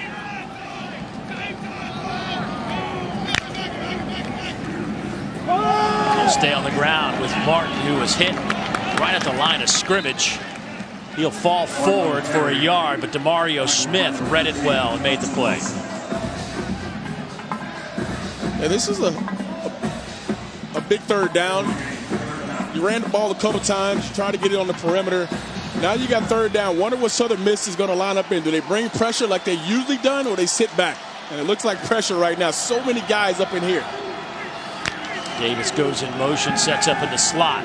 They'll come this way, but not a good throw from Jarrett Stidham. They're looking for Seth Williams, and here comes the Auburn punt team. Stidham today now 18 of 32 for 238. Yeah, it just hasn't been the efficient day that you expect out of Jarrett Stidham, a guy who's been in this system now for 2 years. And you expect him to come in here and be very accurate with the football, but it just hasn't been what you want consistency-wise in the pass game for this Auburn offense. Watkins will let it go, and it'll hit it around the 25. Boy, I tell you what, Watkins can make that thing stick to the turf. Look at your wedge call right there. 42-yard punt. Southern Miss with the football, down 8 when we come back. Kentucky and South Carolina, a marquee matchup that we were expecting big things from in the Commonwealth, as Kentucky off to their first 2-0 start in SEC play since 1977. Well, guess what? They are wrecking South Carolina at home, 24-3. Bentley, those numbers, that is not a typo. 3 of, wow. Wow. Folks, get ready for Kentucky now. Big Blue Nation, huh? Abraham will throw it out of bounds on a 1st down pass.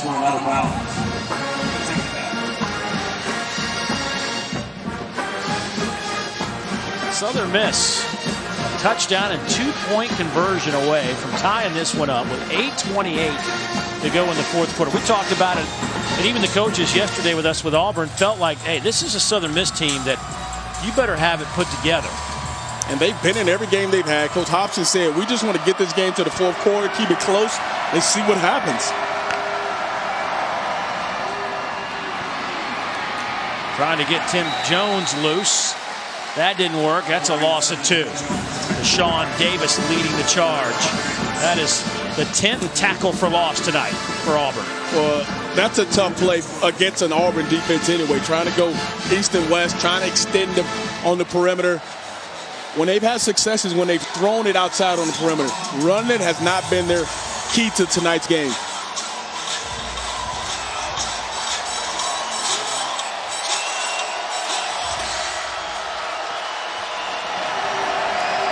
Third down, and a dozen. Abraham chased out of the pocket. He will throw on the run, and that one is out of play into the Golden Eagle bench area. Pressure came from Derek Brown. Anytime you get that pressure from the inside out, it forces a quarterback to go lateral. And when you go lateral, there's not many options, especially when you run to one side or another. And only one receiver to that side and forces Abraham to throw the football away. So another good possession for this Auburn defense. You know, if this game plays out the rest of it without any turnovers, Southern Miss might have 2 more possessions. Defense going to have to stand up tall again. Zach Everett will punt it away. Ryan Davis back at the 35. Fair catch called for at the 41. He makes the play. 36-yard punt. The SEC standings starting to take shape. You see Georgia at 3-0 after their win over Tennessee today. Kentucky looks like they're going to go to 3-0 as well. And a couple of undefeated teams on the east side. And, of course, over in the west, Alabama and LSU still perfect. How about Dan Mullen going back to his old place and getting a win today? Yeah, that was impressive. Not much offense in that one. Yeah. But a win is a win is a win.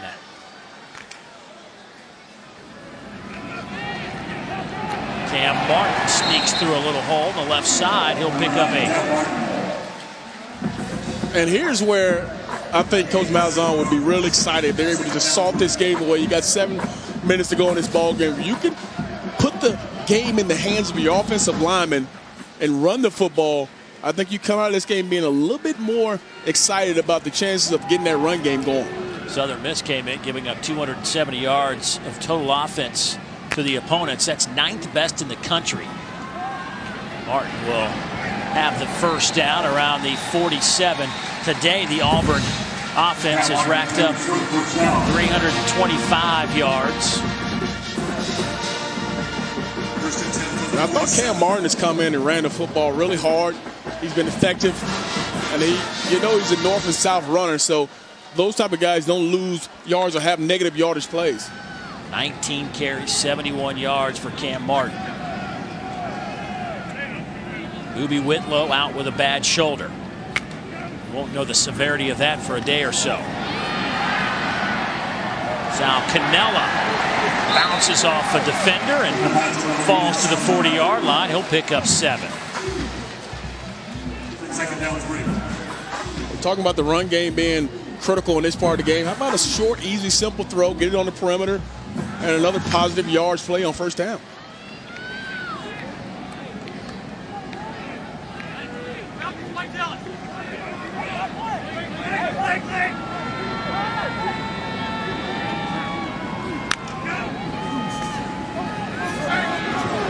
Stidham hit as he throws.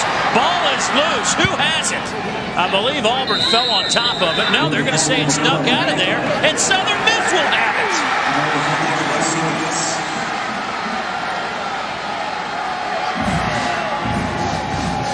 Turner forces the fumble. And looks like comes off that left edge. And wow, Turner's been all over the field today. Under further review, ruling on the field was a fumble recovered by Southern Miss. And Bailey Sharp, he comes in for Prince Tega, who was hurt, and causes this turnover. We got to see if it left his hand. But this defensive line right now is feasting on this offensive line for Auburn.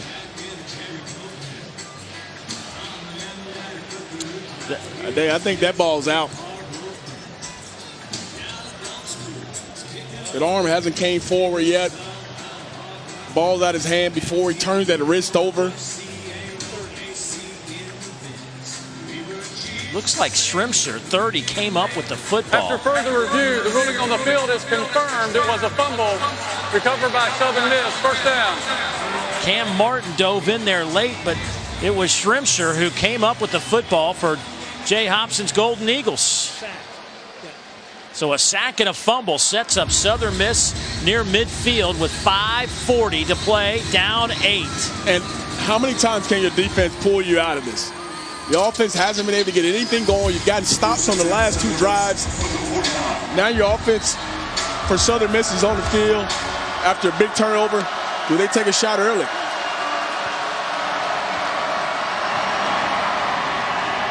Abraham sling it out to Jones.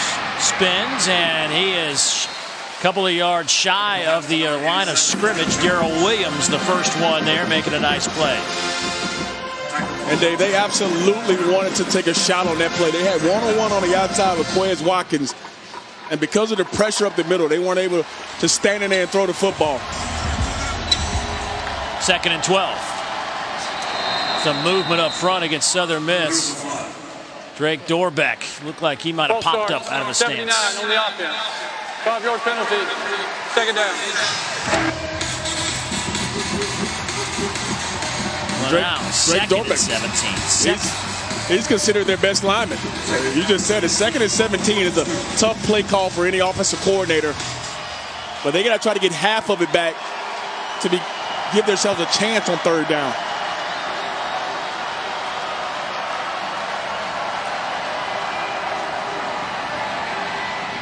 High throw, picked off. Christian Tuck with the interception down to the 25-yard line.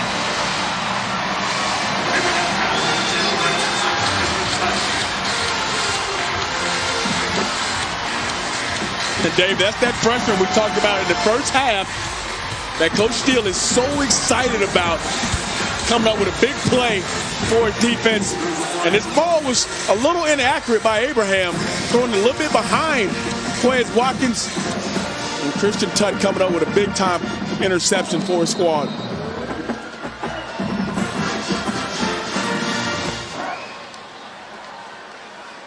Christian Tutt, the freshman out of Thompson High School in Thompson, Georgia. 4-star recruit coming out of high school, nephew of former NFL linebacker Danny Verdun Wheeler.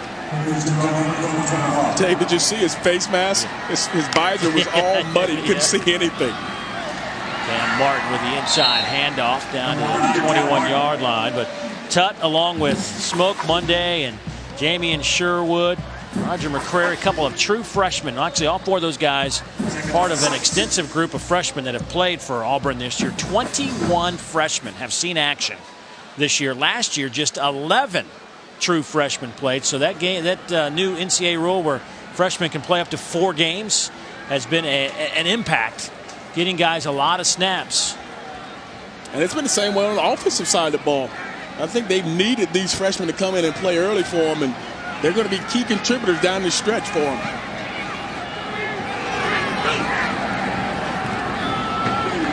Martin still on his feet. He's to the 15-yard line. And that should be good enough for the first down, and it is. Kam Martin has been a workhorse since Whitlow left the game with an injury. Martin now 21 carries, 81 yards. Just churning up yards. You're talking about running hard, running physical. The first guy hardly ever takes this guy down. And he's one of those type of backs where arm tackles would not bring him down.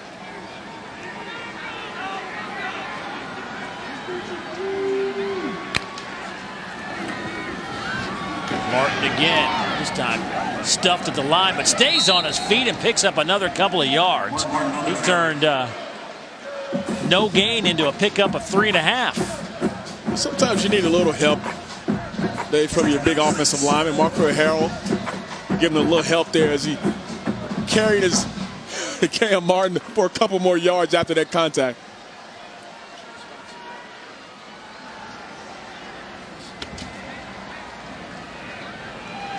Auburn content to let this clock continue to trickle down. 2:39 to go in the game. Play clock down to 7.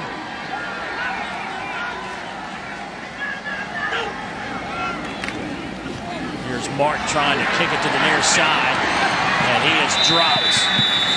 That'll be a loss of 2 on the play, and Southern Miss wants a timeout.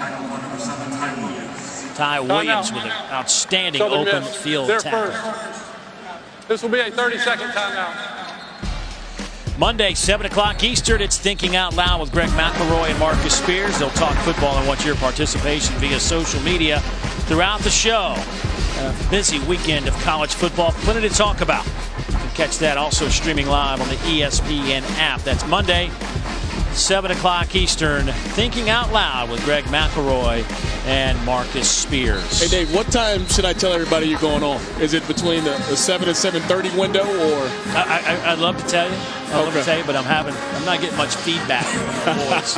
I'll just check with them tomorrow, see what segment you're in. Williams, after that great tackle in the open field, limping off.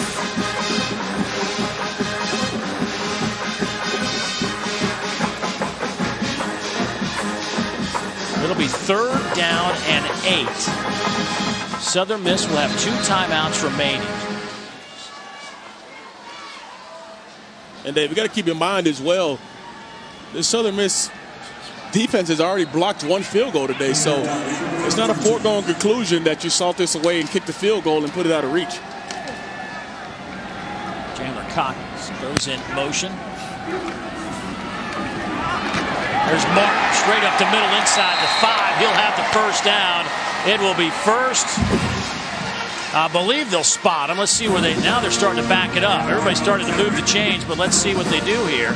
It might be 4th and about a yard, depending on. They spotted at the 5. Chains haven't moved yet. So on that replay, his knee came down at the 6. Ball was in his front hand around the 5. The previous play is under further review. Ruling on the field was the runner made the first down.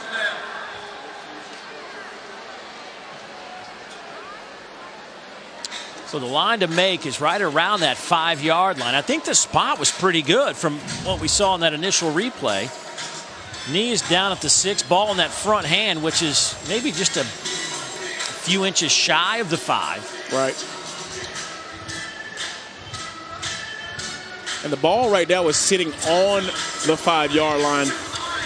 And it's hard to tell if it's shy of that 5-yard line or if it's on the 5-yard line there.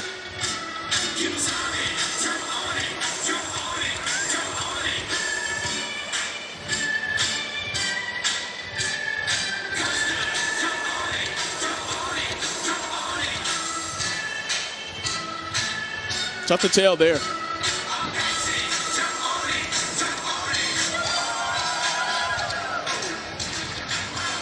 You know, based on what I can see on these replays, the spot where they have it on the 5-yard line looks like a pretty good spot to me.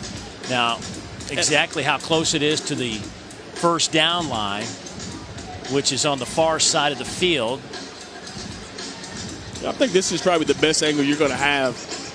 Knee down at the 6, and then the ball is stretched out another half yard maybe.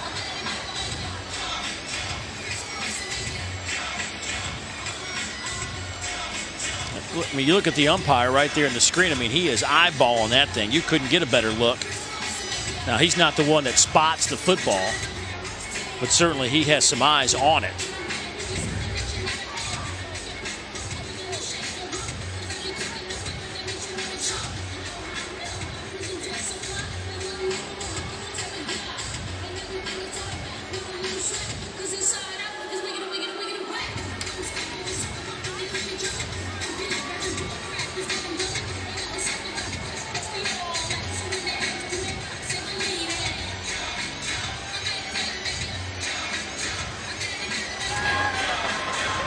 After further review, the runner was short of the first down.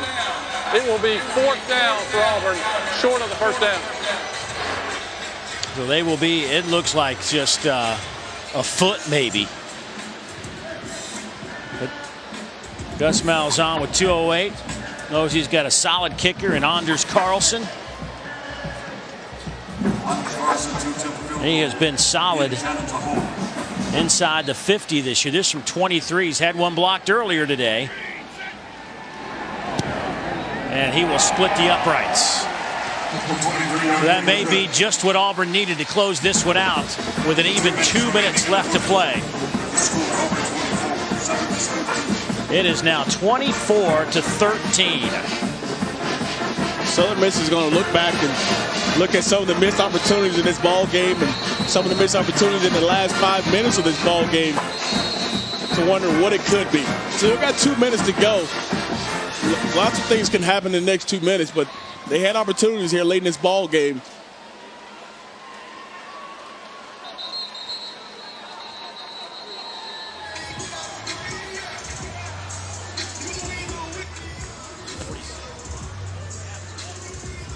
And if you're Auburn, I think you're still trying to figure out who you are offensively. I thought defensively you did a great job of coming back after some tough circumstances from Southern Miss, and you didn't give up a whole bunch of points. But this Auburn offense is still a work in progress, I believe, and Gus is going to have a lot to correct, especially heading into Mississippi State next weekend.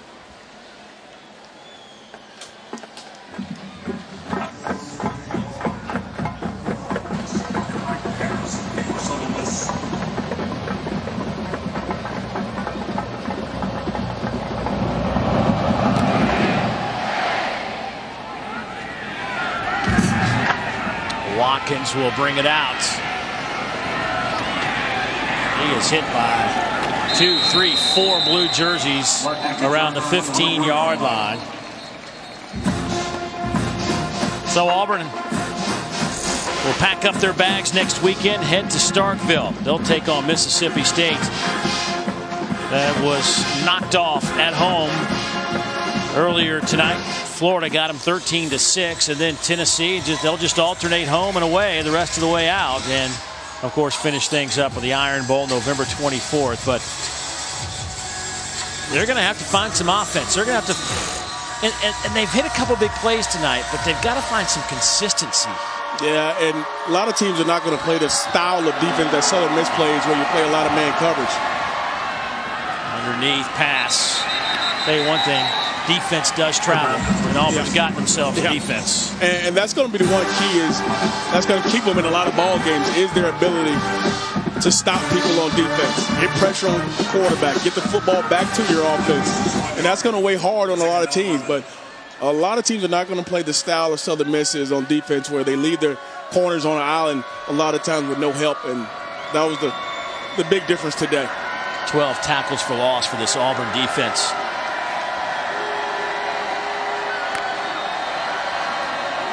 Abraham gets it out to Mosley. He is popped, and he'll run out of bounds right at the original line of scrimmage. Nick Coe there to make a play and followed up with a big hit from Igbenogany. Boy, these D linemen for Auburn, here's what I've noticed about it. They go sideline to sideline, all of them, and they're 300-pounders, 290 or better, and they move. And I'm thinking the same thing watching them play. Just so athletic.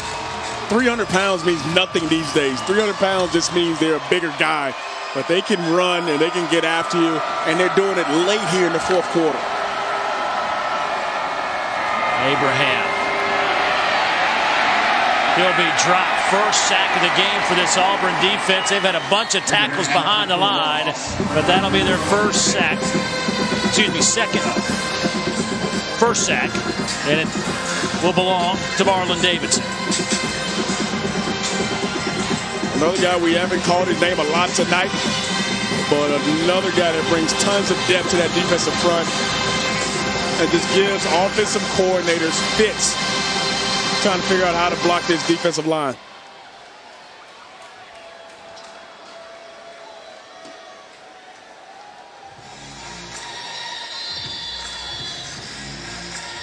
Timeout, Southern Miss. Their second. We had 30-second timeout.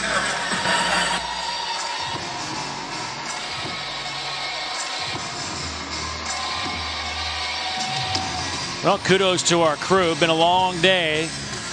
Got here early this morning, and of course, 2 hours and 45 minutes of a weather delay, and we are closing in on 6 hours at Jordan-Hare Stadium. Worst places to be, I guess. True. I've been here a few times. And kudos. I don't know if I've been here 6 hours before. Kudos to the fans that stayed around. So it is 9:01 Central Time right now. So drop the confetti, pop the corks, and celebrate, right? Absolutely. Those folks are. It is 4th down and 13 for Southern Miss. 7, make that 8 players are a good 30 yards from the line of scrimmage for Auburn. They'll pick up some yards here. They'll get the first down. And the clock will continue to run. 10 seconds and see if Southern Miss gets another play off. They'll stop the clock for a moment to set the change, and then it'll restart. So here's the final play. McLaurin. He's out to the 47-yard line, and that'll do it. So Auburn's defense played well against this Southern Miss team, and the offense produced 24 points. Maybe not the consistency that Gus Malzahn was looking for, but he picks up the win.